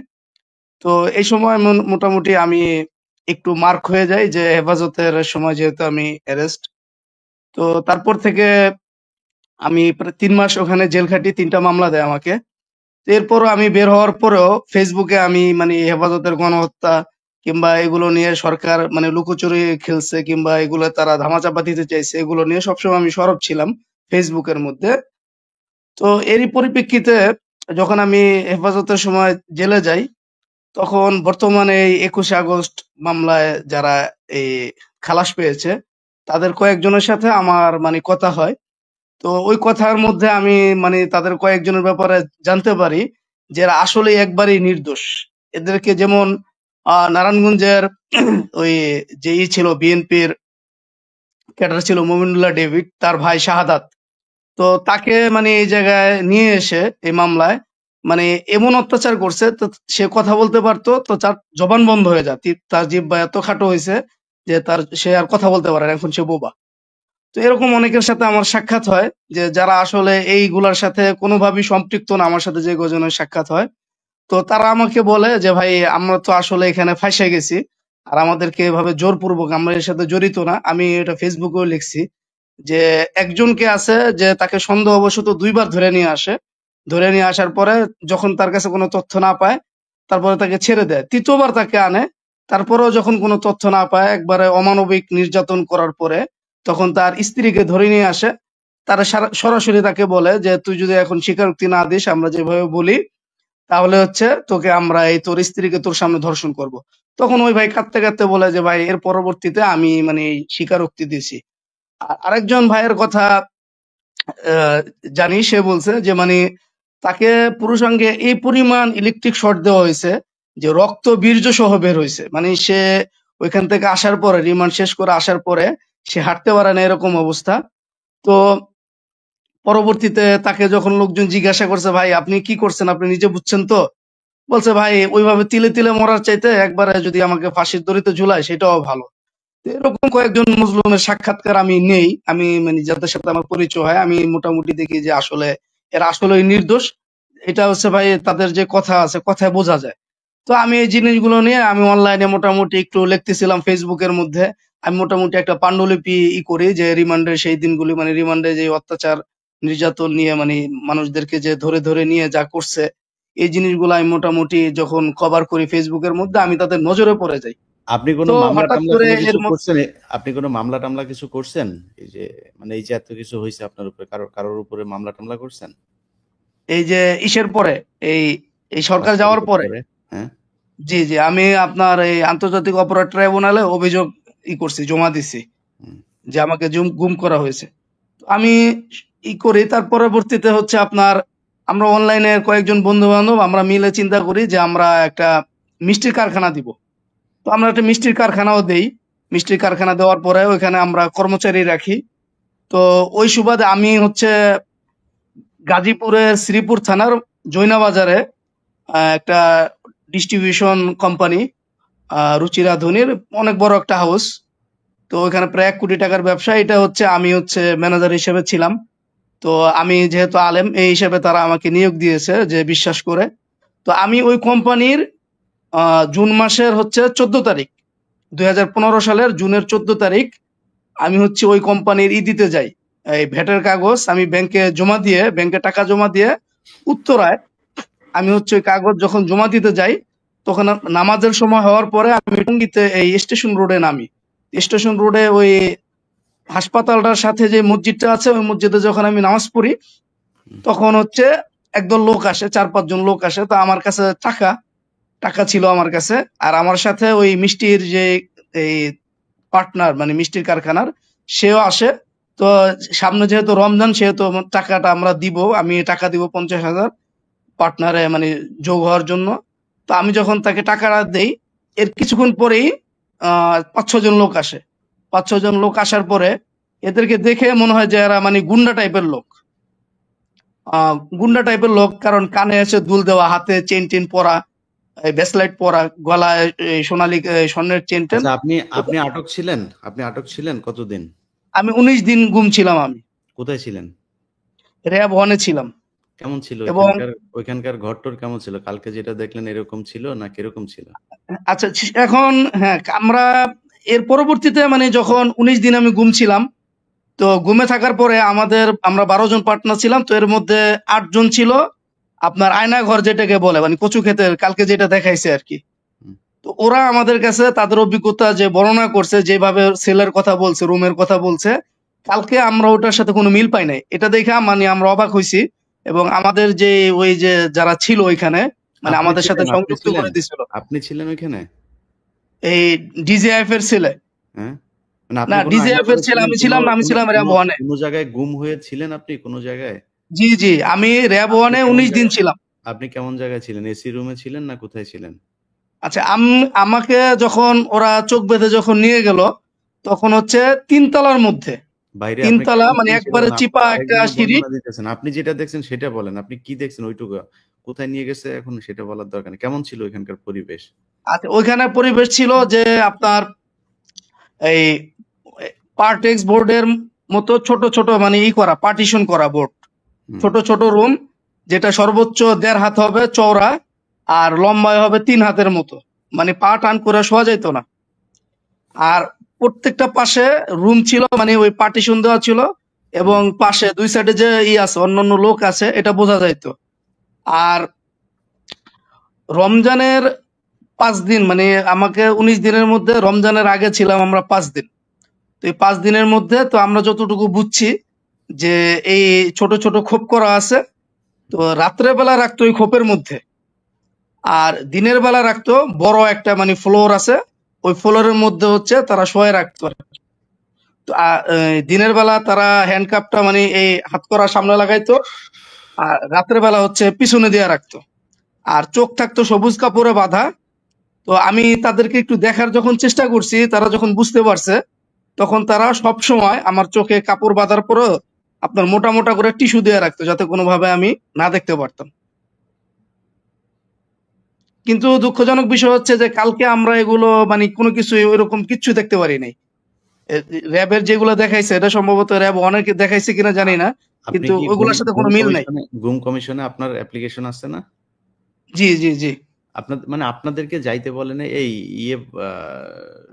শফিক ভাই, আপনাদেরকে মানে খবর দেন বলে নাই যে আসার জন্য? আমি গুম কমিশনে অ্যাপ্লিকেশন করেছি, 447 নাম্বার আমার সিরিয়াল, কিন্তু আমি এখনো পর্যন্ত খবর পাই নাই।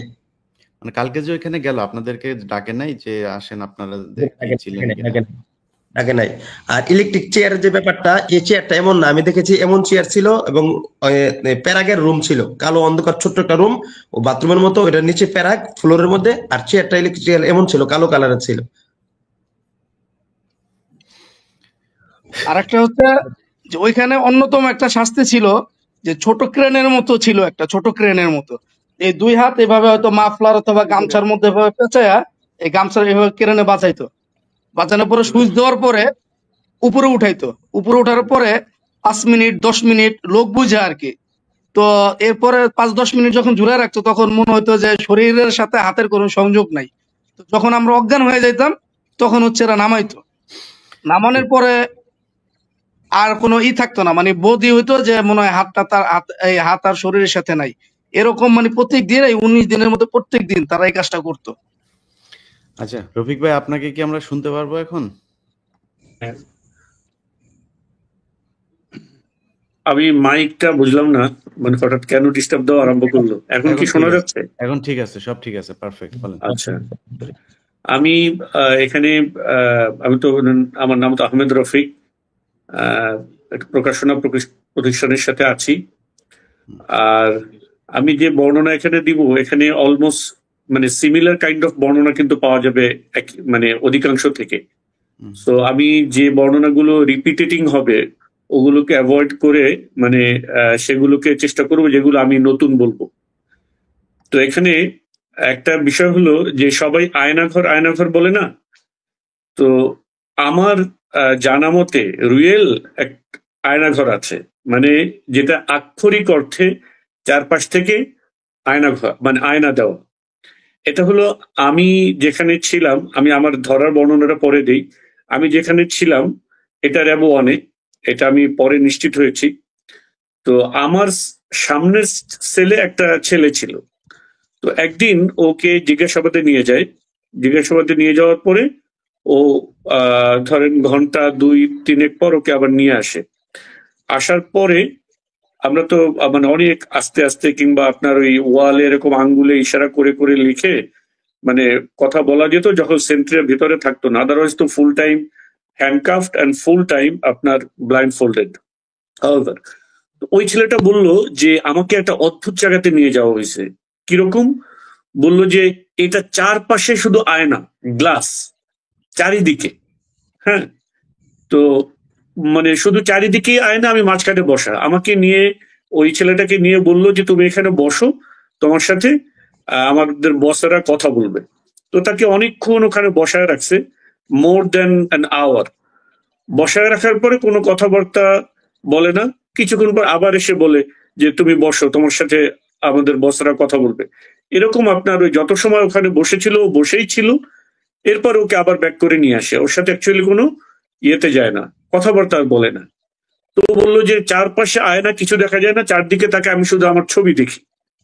ঠিক আছে, তো আমি তখন এই জিনিসটা বুঝতে পারি না যে এটা আসলে ব্যাপারটা কি ছিল।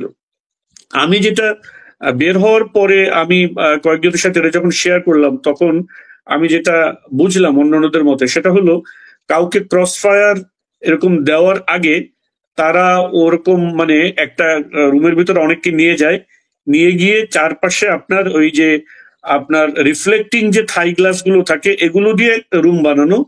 এটার ভিতরে প্রচন্ড আলো থাকে, বাহিরে আপনার শুধু অন্ধকার দেখা যায়, কিছুই দেখা যায় না, ইউনো ওই যে থাই গ্লাসের যেটা হয় রিফ্লেকশনের কারণে। তো ওই পাশ থেকে তাকে অবজার্ভ করে যে age body language, age attitude, তারপরে তার মানে নানা রকম অঙ্গভঙ্গি হয়তো তারা পর্যবেক্ষণ করে before they make final decision to মানে take him to crossfire বা এরকম কোনো মেজর ডিসিশনের জন্য। তো এখানে আমি যেটা বলতে চাচ্ছি সেটা হলো রিয়েলি দেয়ার ইজ আয়নাঘর। ঠিক আছে, আমি জানি না এইটা যা কিছু দেখানো হয়েছে তার ভিতরে এই জিনিস দেখানো হয়েছে কিনা। সো আয়নাঘর বলতে যে মানে ব্যবহারিক অর্থে যে যেখানে এই ধরনের সেফ হাউস বা টর্চার সেল, মানুষকে গুম করে রাখার সেল, এটা তো একটা ব্যবহারিক অর্থে আয়নাঘর বলা হয়। আমি যেটা বললাম সেটা হলো আক্ষরিক অর্থেও এই সকল স্থাপনার ভিতরে কোথাও কোথাও আয়নাঘর আছে এমন এক। দ্বিতীয়ত আমি যেটা আমার ধরার বর্ণনার যে ব্যাপারটা, আমাকে নিয়ে যাওয়ার যে বর্ণনাটা আমি দিতে চাই সেটা হলো আপনার 2016 আপনার অগাস্টের আপনার শুরুতে একেবারে মানে জুলাইয়ের শেষে অগাস্টের শুরুতে 1 তারিখ অথবা শেষের দিন এরকম। তো আপনার আমি আমার বাচ্চাদেরকে স্কুলে দিতে গিয়েছি, বাচ্চাদেরকে স্কুলে দিতে গিয়ে স্কুল থেকে ওদেরকে স্কুলে ড্রপ করে নেমেছি। নামার পরেই কয়েকজন মানুষ এসে আমাকে বললো আপনি কি আহমেদ রফিক, সিয়ান পাবলিকেশনের ম্যানেজিং ডিরেক্টর? আমি বললাম ইয়েস। বললো যে এটা বলতে বলতে actually I was surrounded by মানে কেউ দেখতে গাঞ্জাখোর, গাঞ্জুটি এরকম টাইপের লোকজন। মানে ওরা কিছু লোকজন এই ধরতে টরতে আনতে যাওয়ার সময় এরকম কিছু লোকজন ওরা পালে যাদেরকে দেখলে আপনার সিভিলিয়ান মনে হবে। ফোর্সের যে একটা ফিজিক্যাল অ্যাপিয়ারেন্স আছে না, ওরকম না এগুলো। হ্যাঁ, মানে দেখলে মনে হবে আপনার গাঞ্জুটি, হিরোইন এরকম টাইপের লোকজন। এরকম অনেকগুলো আমাকে ঘিরে ফেললো। ঘিরে ফেলে তারপরে বললো যে আমরা ল এনফোর্সমেন্ট এজেন্সি থেকে আসছি, আমাদের সাথে যেতে হবে। আমি বললাম ফাইন, আমি যাব, কোনো অসুবিধা নাই, বাট আমাকে স্কুলে গিয়ে অন্তত বলে আসতে দেন দ্যাট আমি আইন শৃঙ্খলা রক্ষাকারী বাহিনী, আপনারা আমাকে নিয়ে যাচ্ছেন। আমি জাস্ট স্কুলে বলে আসি অন্তত, সো দ্যাট তারা আমার ফ্যামিলিকে জানাতে পারে আমি যাই আপনাদের সাথে। বলেছে ন, কোনো ইয়ে হবে না, কথাবার্তা যদি বলেন তাহলে পরিস্থিতি ভালো হবে না। তো তারা আমাকে গাড়িতে তোলে, গাড়িতে তোলার পরেই আপনার মানে মোবাইল নিয়ে নেয়, মানি ব্যাগ নিয়ে নেয়, নিয়ে আপনার এই চোখ বেঁধে ফেলে। চোখ বেঁধে তারা আমাকে মানে ইয়ে করতে থাকে, মানে অনেকক্ষণ ঘুরতে থাকে ঢাকায়, মানে এত বেশি ঘুরতে থাকে যে আমি অ্যাকচুয়ালি আমি কোন দিকে যাচ্ছি, আমি উত্তরে না দক্ষিণে, পূর্বে না পশ্চিমে, এটার আর কোনো দিক টিক নাই। আমি কিন্তু এতদিন ছিলাম, আমি মনে করতাম যে আমি ছিলাম হলো ডিবিতে, ঠিক আছে, সিরিয়াসলি। কিন্তু আমি আসলে ছিলাম র্যাব ওয়ানে।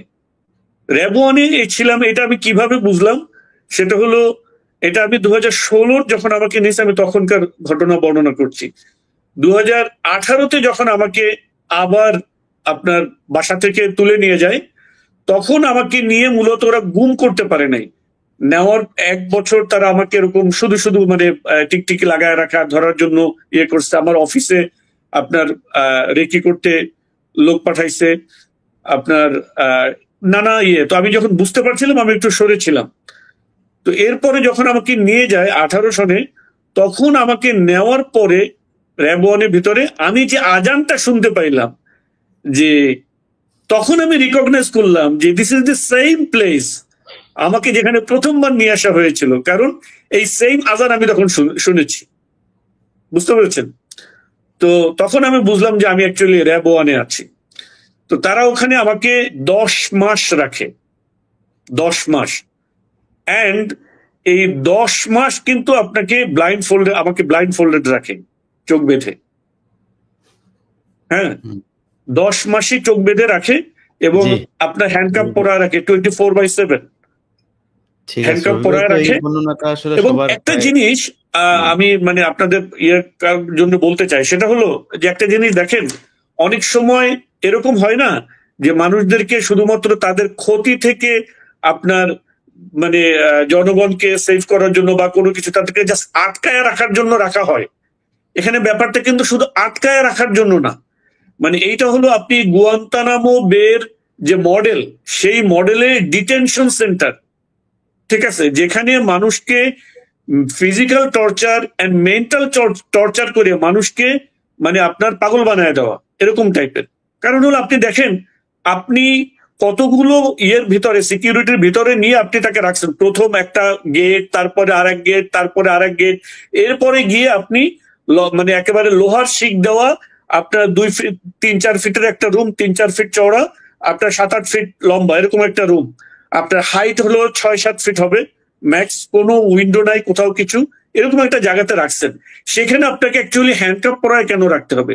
নট অনলি দ্যাট, আপনি ধরেন রাতের বেলা মানুষের তো একটা ঘুমের সাইকেল থাকে, রাত 12টার সময় হঠাৎ এসে আপনার হ্যান্ডকাপটা সামনে ছিল, ধরেন আপনি এভাবে শুয়ে আছেন, ঠিক আছে, রাত 12টার সময় এসে হঠাৎ করে আপনার হ্যান্ডকাপটা পিছনে দিয়ে দেবে, so that you can sleep, আপনি যদি ঘুমাতে না পারেন। ইট ইজ ইন্টেনশনাল, মানে for mental torture. It's a detention camp, আমি বলবো ক্যাম্প। এইটা মূলত গুয়ান্তানামো বের আদলে, আপনার গুয়ান্তানামো বের অনেক টর্চার দেখছেন না, দাঁড়ায় রাখা, ইয়ে করে, অন্যান্যরা বর্ণনা করেছে।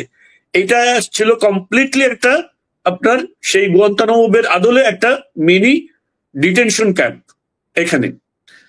তো তারা ওখানে নেওয়ার পরে আপনার এই কি বলে, যখন নিয়ে যায়, নিয়ে গিয়ে আপনার চোখ বেঁধে, ওই যে অন্যরা যেরকম বললো, আপনার ওদের গন্ধ গেঞ্জি, গন্ধ লুঙ্গি, আপনার কাপড় চোপড় ওরা নিয়ে যাবে, নিয়ে গিয়ে আপনাকে ওরকম দুর্গন্ধযুক্ত নোংরা কাপড় চোপড় এগুলো পরতে দেয়।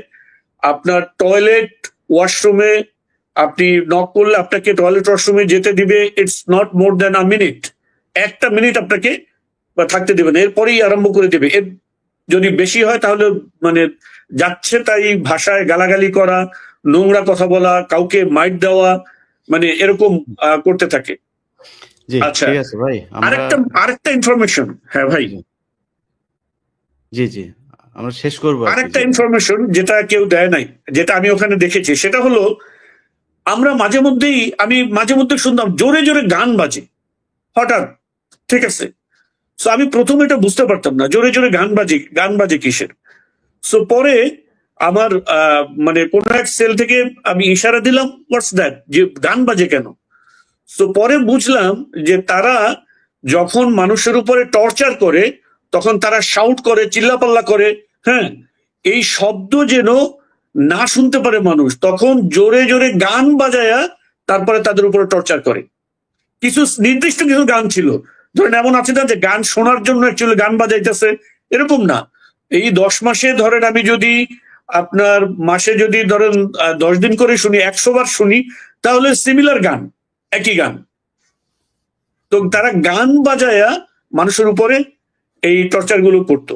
হ্যাঁ, জিজ্ঞাসাবাদের সময় আপনার এইটা আমার ধারণা যে এটা আপনার টিএফআই সেল, যেটা টাস্ক ফোর্স ইন্টারোগেশন সেল, যেটা এইটা আপনার ইয়েতেই ছিল, র্যাব 1-এ ছিল, যেখানে আপনার বিভিন্ন আপনার ইন্টেলিজেন্সি থেকে তারা এসে এখানে আপনার জিজ্ঞাসাবাদ করতো। কারণ একবার এক এক রকম অফিসাররা আসতো, তাদের মানে স্টাইল অফ আর্গুমেন্ট ভিন্ন, টপিক অফ আর্গুমেন্ট ভিন্ন, স্টাইল অফ ডিসকাশন ভিন্ন, তারপরে as if they know nothing, একেবারে নতুন করে কথাবার্তা বলা আরম্ভ করবে এরকম।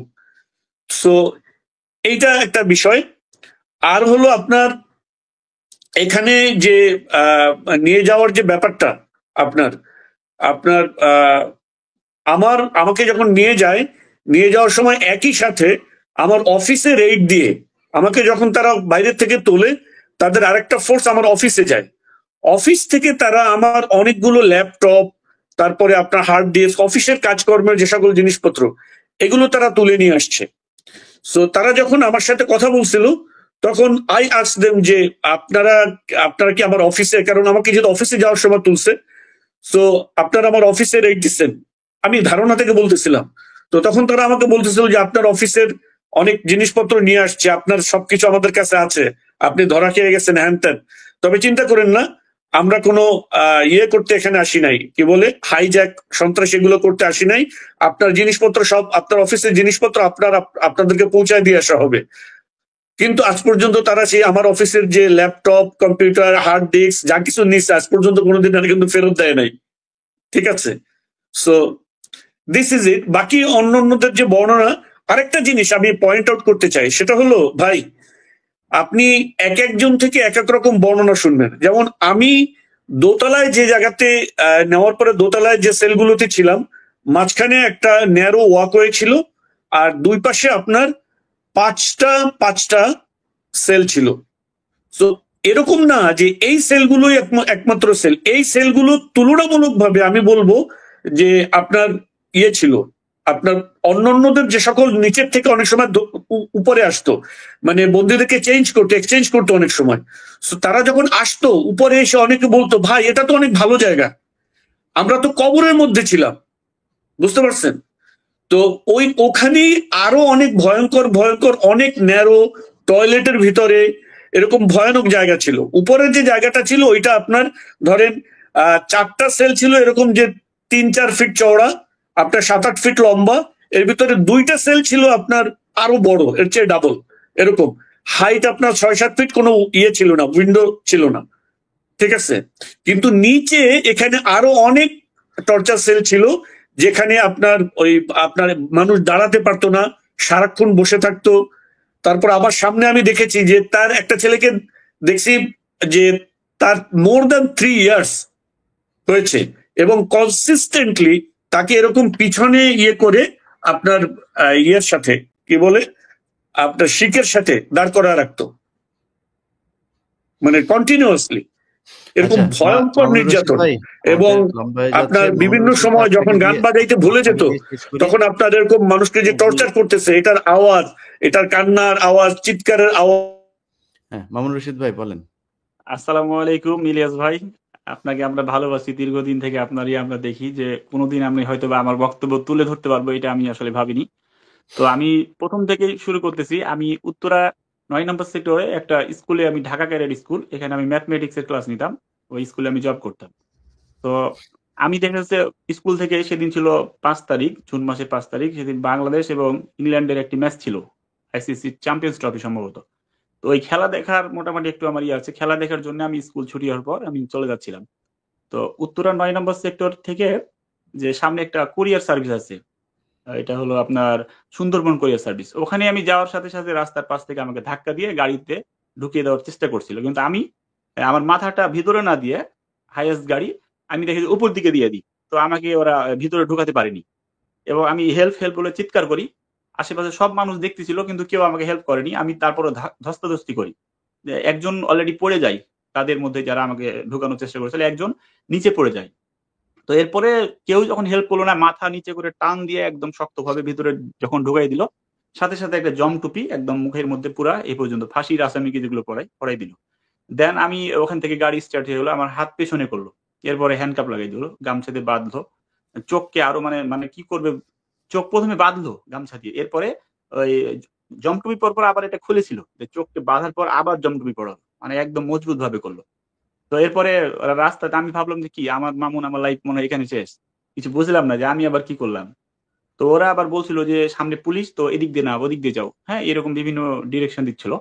তো আমি তখন ভাবলাম যে নিশ্চয়ই কোনো ছিনতাইকারী বা এরকম হয় ঢাকা শহরে। তো ভাবছিলাম যে আমার কাছে তো ফোনটা ছাড়া কিছু নাই। আর সেদিন রমজান মাসও ছিল, আমি সিয়াম ছিলাম, আমার স্ত্রী প্রেগনেন্ট ছিল 5 মাসের। আমার স্ত্রীকে বললাম যে আমি কি নিয়ে আসবো, সে বললো যে ডিম নিয়ে আসেন শুধু। তো এই ডিম নিয়ে আমি চলে যাচ্ছিলাম, না সরি ডিমটা কিনিনি তখন, আমার হাতে ছিল স্কুলের খাতা, ক্লাস 6 এর আমার ক্যাডেটের সেদিন পরীক্ষা ছিল, ওই খাতাগুলো ছিল, খাতাগুলো ওখান থেকে পড়ে যাওয়ার পর ওরা আবার স্কুলে ফেরত দিয়েছে, এটা আমি ফিরে আসার পরে জানতে পারছিলাম। তো যাই হোক, ওখান থেকে যাওয়ার পর বিভিন্ন পুলিশ টুলিশ বললো, এরপরে আমার সন্দেহ, যা কার হাতে পড়লাম, মনে হয় মেরে ফেলে দিবে বা এরকম একটা দুর্বৃত্তির হাতে পড়ে গেলাম। যাই হোক, পরে যখন আমি পৌঁছালাম, তো আমার টাইমের আমি মাথা ঠান্ডা রাখলাম, আমি ওদেরকে বললাম যে একটু আমার মুখটা খুলে দেন, না হলে আমার বমি হয়ে যেতে পারে। তো তারা একটু ভয় পেয়েছে যে বমি করে দিলে তো দুর্গন্ধ হবে, একটু হালকা খুলে দিয়েছিল আর কি, যাতে আমার শ্বাস নিতে পারছিলাম। Then আমি এভাবে ফ্লাইওভারে উঠলো গাড়ি, হ্যাঁ বুঝতেছি আমি ঢাকাতে মোটামুটি তার আগে 3-4 বছর থেকে ওখানে থাকি, জানি মোটামুটি পরিবেশ, আশেপাশে গেছি ঘুরছি।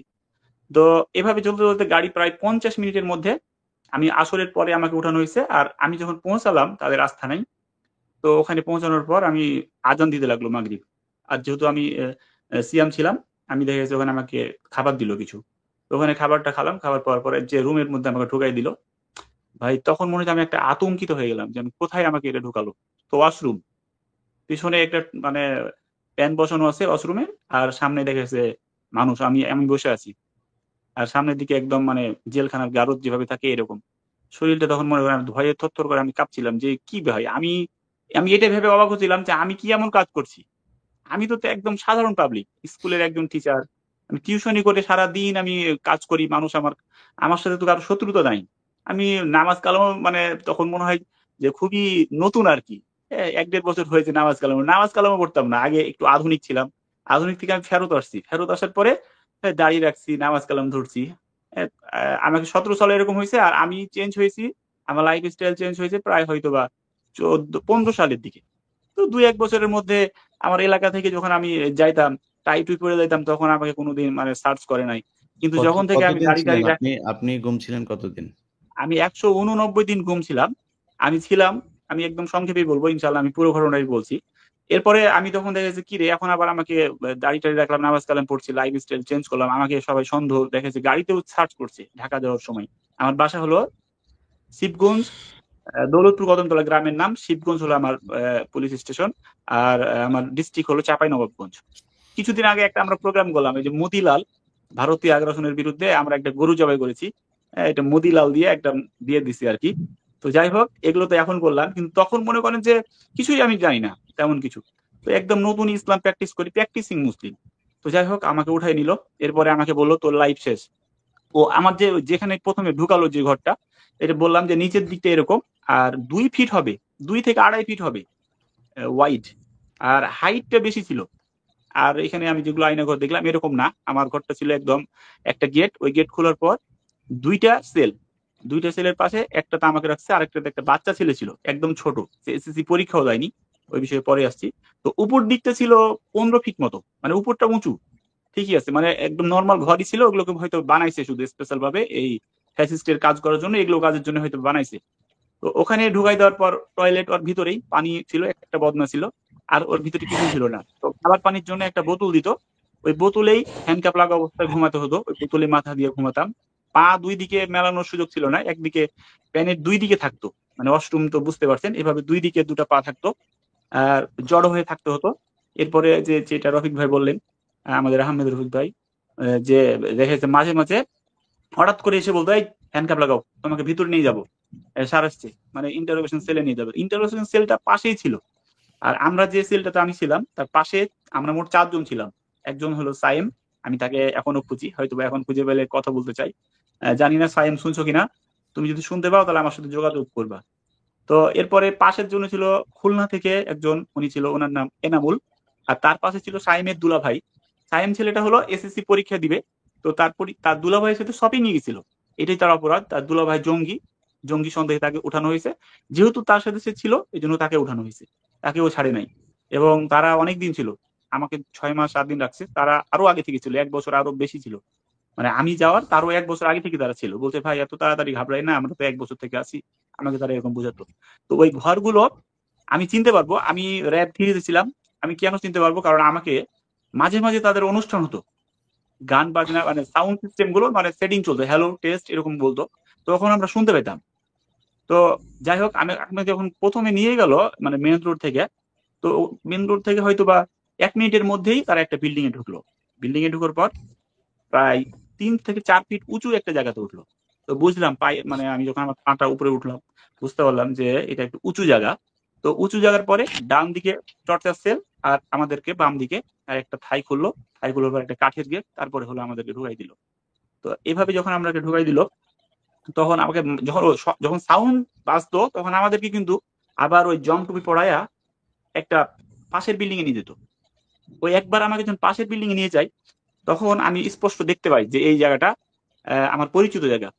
নাবিল অনাবিল যে গাড়িগুলো আছে, ঢাকা শহরে যে অনাবিল গাড়ির রুট, এই রুটে আরেকটা কথা বলি যে আমার ছোট ভাই তখন নটরডেম কলেজে পড়তো।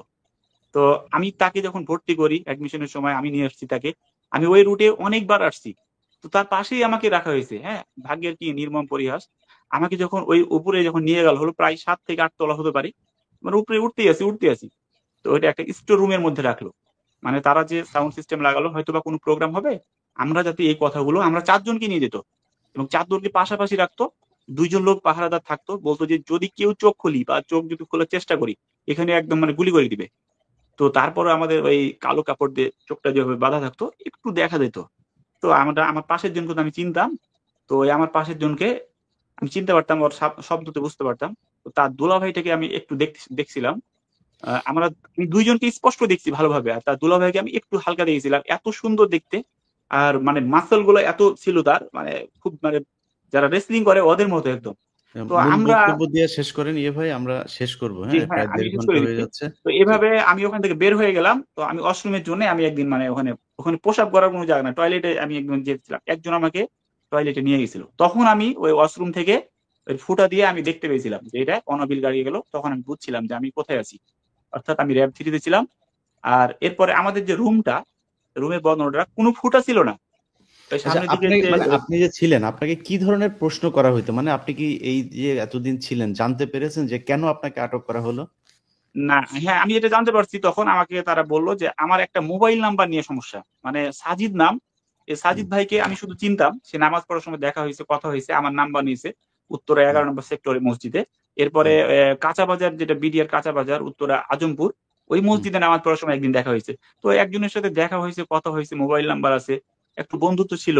তো এখন বলতে সে অনেক বড় টেরোরিস্ট বা জঙ্গিবাদের সাথে জড়িত। আর আমার নাম্বার স্পেশাল ভাবে ছিল তার কাছে, তাদের হলে এটা বক্তব্য। আমাকে বলছে তার বাড়ি কোথায়, আমি তো তার বাড়ি চিনি না, আমি তাকে শুধু চিনতাম। এতটুকুই আমার মানে তারা অপরাধ বারবার তারা বলছে। তার সাথে আমার খুব গভীর মানে সম্পর্ক আছে। সাজিদ আমি সাজিদ কেমন লোক ছিল? সাজিদ, তার দাড়ি টাড়ি ছিল না, মানে একদম স্বাভাবিক লোক ছিল। কোনো প্রকার তাকে আমাকে দেখে কোনো খারাপ মনে হয়নি। হ্যাঁ, নামাজ পড়তো, তাই তো? নামাজ কালাম পড়তো, হ্যাঁ, মসজিদে নামাজ কালাম। আমি এই খবরটাও আমি আগে পেয়েছিলাম যে সাজিদকে উঠানো হুম, হয়েছে, র্যাব উঠাই নিয়ে গেছে। এটা উত্তর 11 নম্বর সেক্টর মসজিদে। আমাকে আরেক ভাই আমাকে বললো যে ভাই সাজিদ ভাইকে উঠিয়ে নিয়ে চলে গেছে। আমি বাসায় যেয়ে বললাম যে আল্লাহ, এই সরকার তো মানে এরকম মাঝে মাঝে আমি শুনছি গুম করে দিচ্ছে। তো না জানি ওই সাজিদ ভাইয়ের জন্য আবার আমাদেরকে গুম করে দেয়। এটা কিন্তু আমি আমার মিসেস কত কথা বললাম। তো তাকে বললাম যে তুমি প্রেগনেন্ট, 5 মাস চলে, হুম। আবার সাজিদ ভাইকে কিছুদিন আগে নাকি উঠাই নিয়ে গেছে। আল্লাহ ভালো জানে আমাদের উপরে কোনো বিপদ চলে আসে নাকি। আমরা তো কিছুই জানি না, আমরা কি কেন উঠাই নিয়ে গেছে সেটাও তো জানি না। তো এইভাবে আমি কিন্তু আগেই আচ্ছা, বলেছিলাম।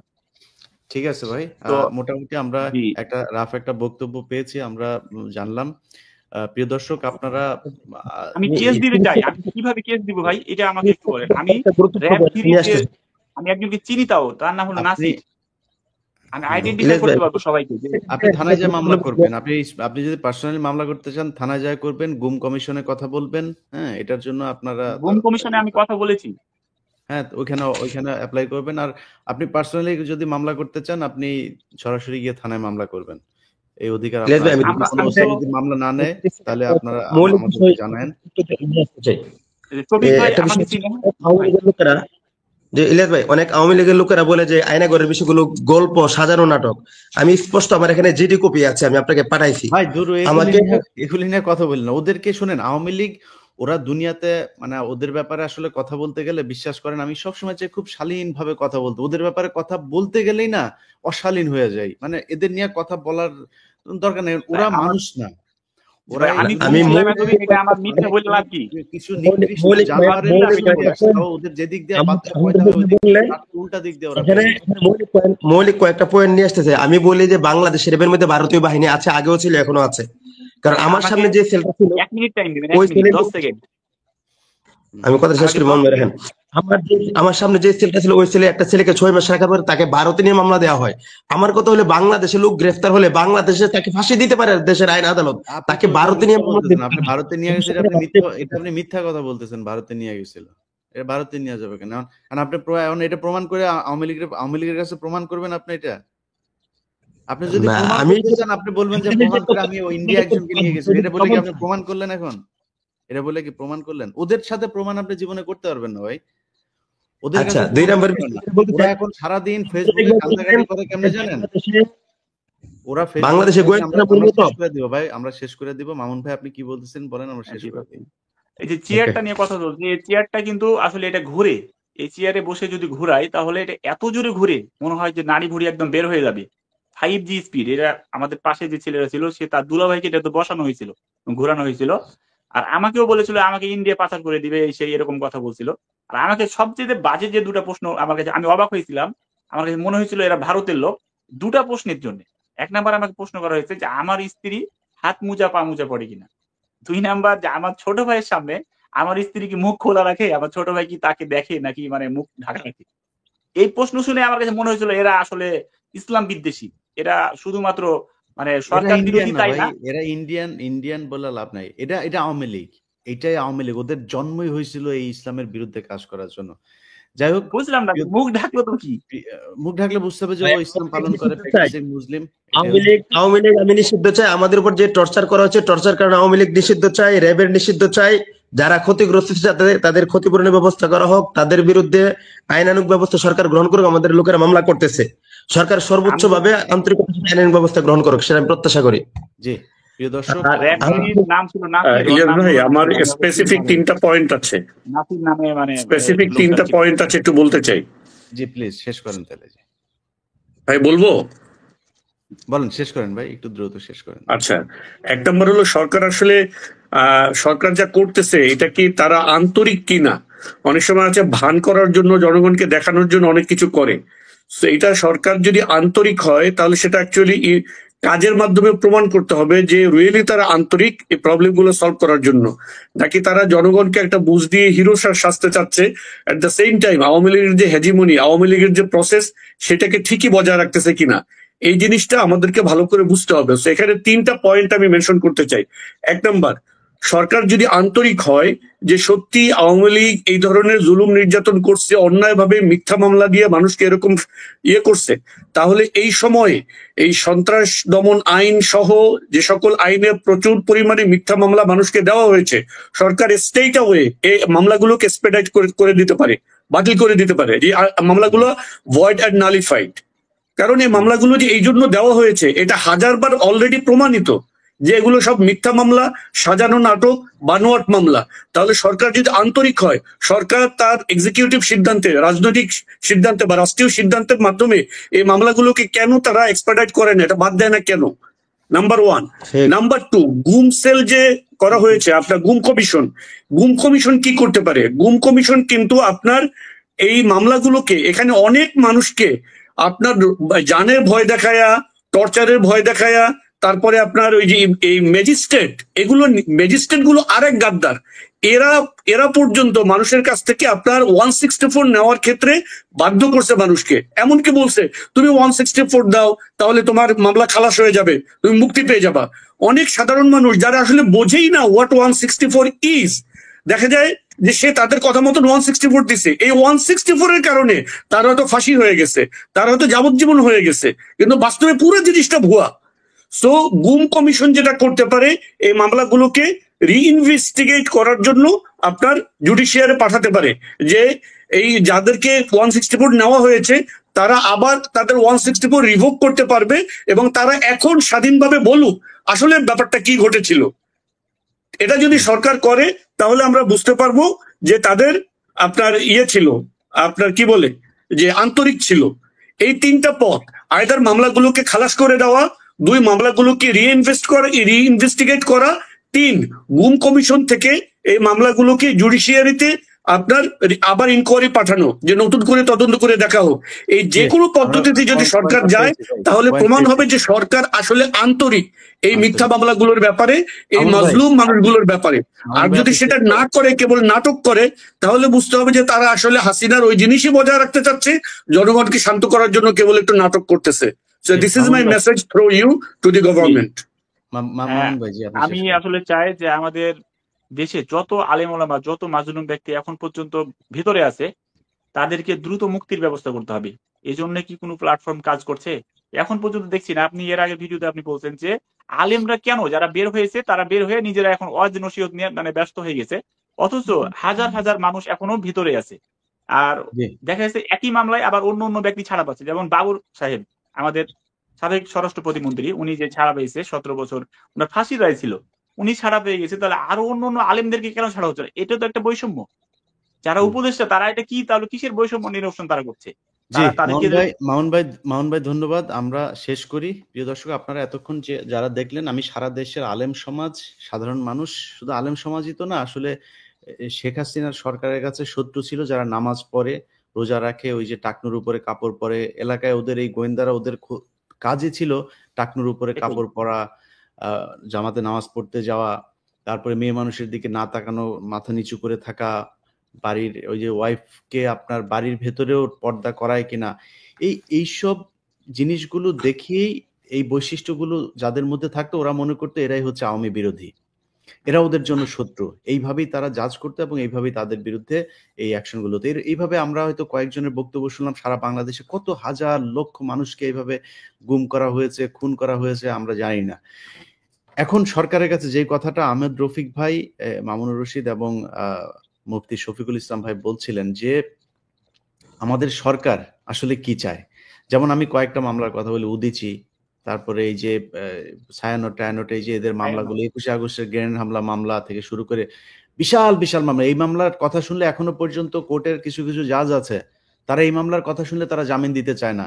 আমি আমার লাইভে বলেছি যে মার্চের 10 তারিখ পর্যন্ত সময় দেওয়া হয়েছে, এই সময়ের ভেতরে সব মামলা থেকে এদেরকে বের করতে হবে। শেখ হাসিনা যে নাটক সাজাতো, জঙ্গির নামে যে বাংলাদেশে কোনো কিছু নাই, সেটা গত 6 মাসে প্রমাণ হয়েছে।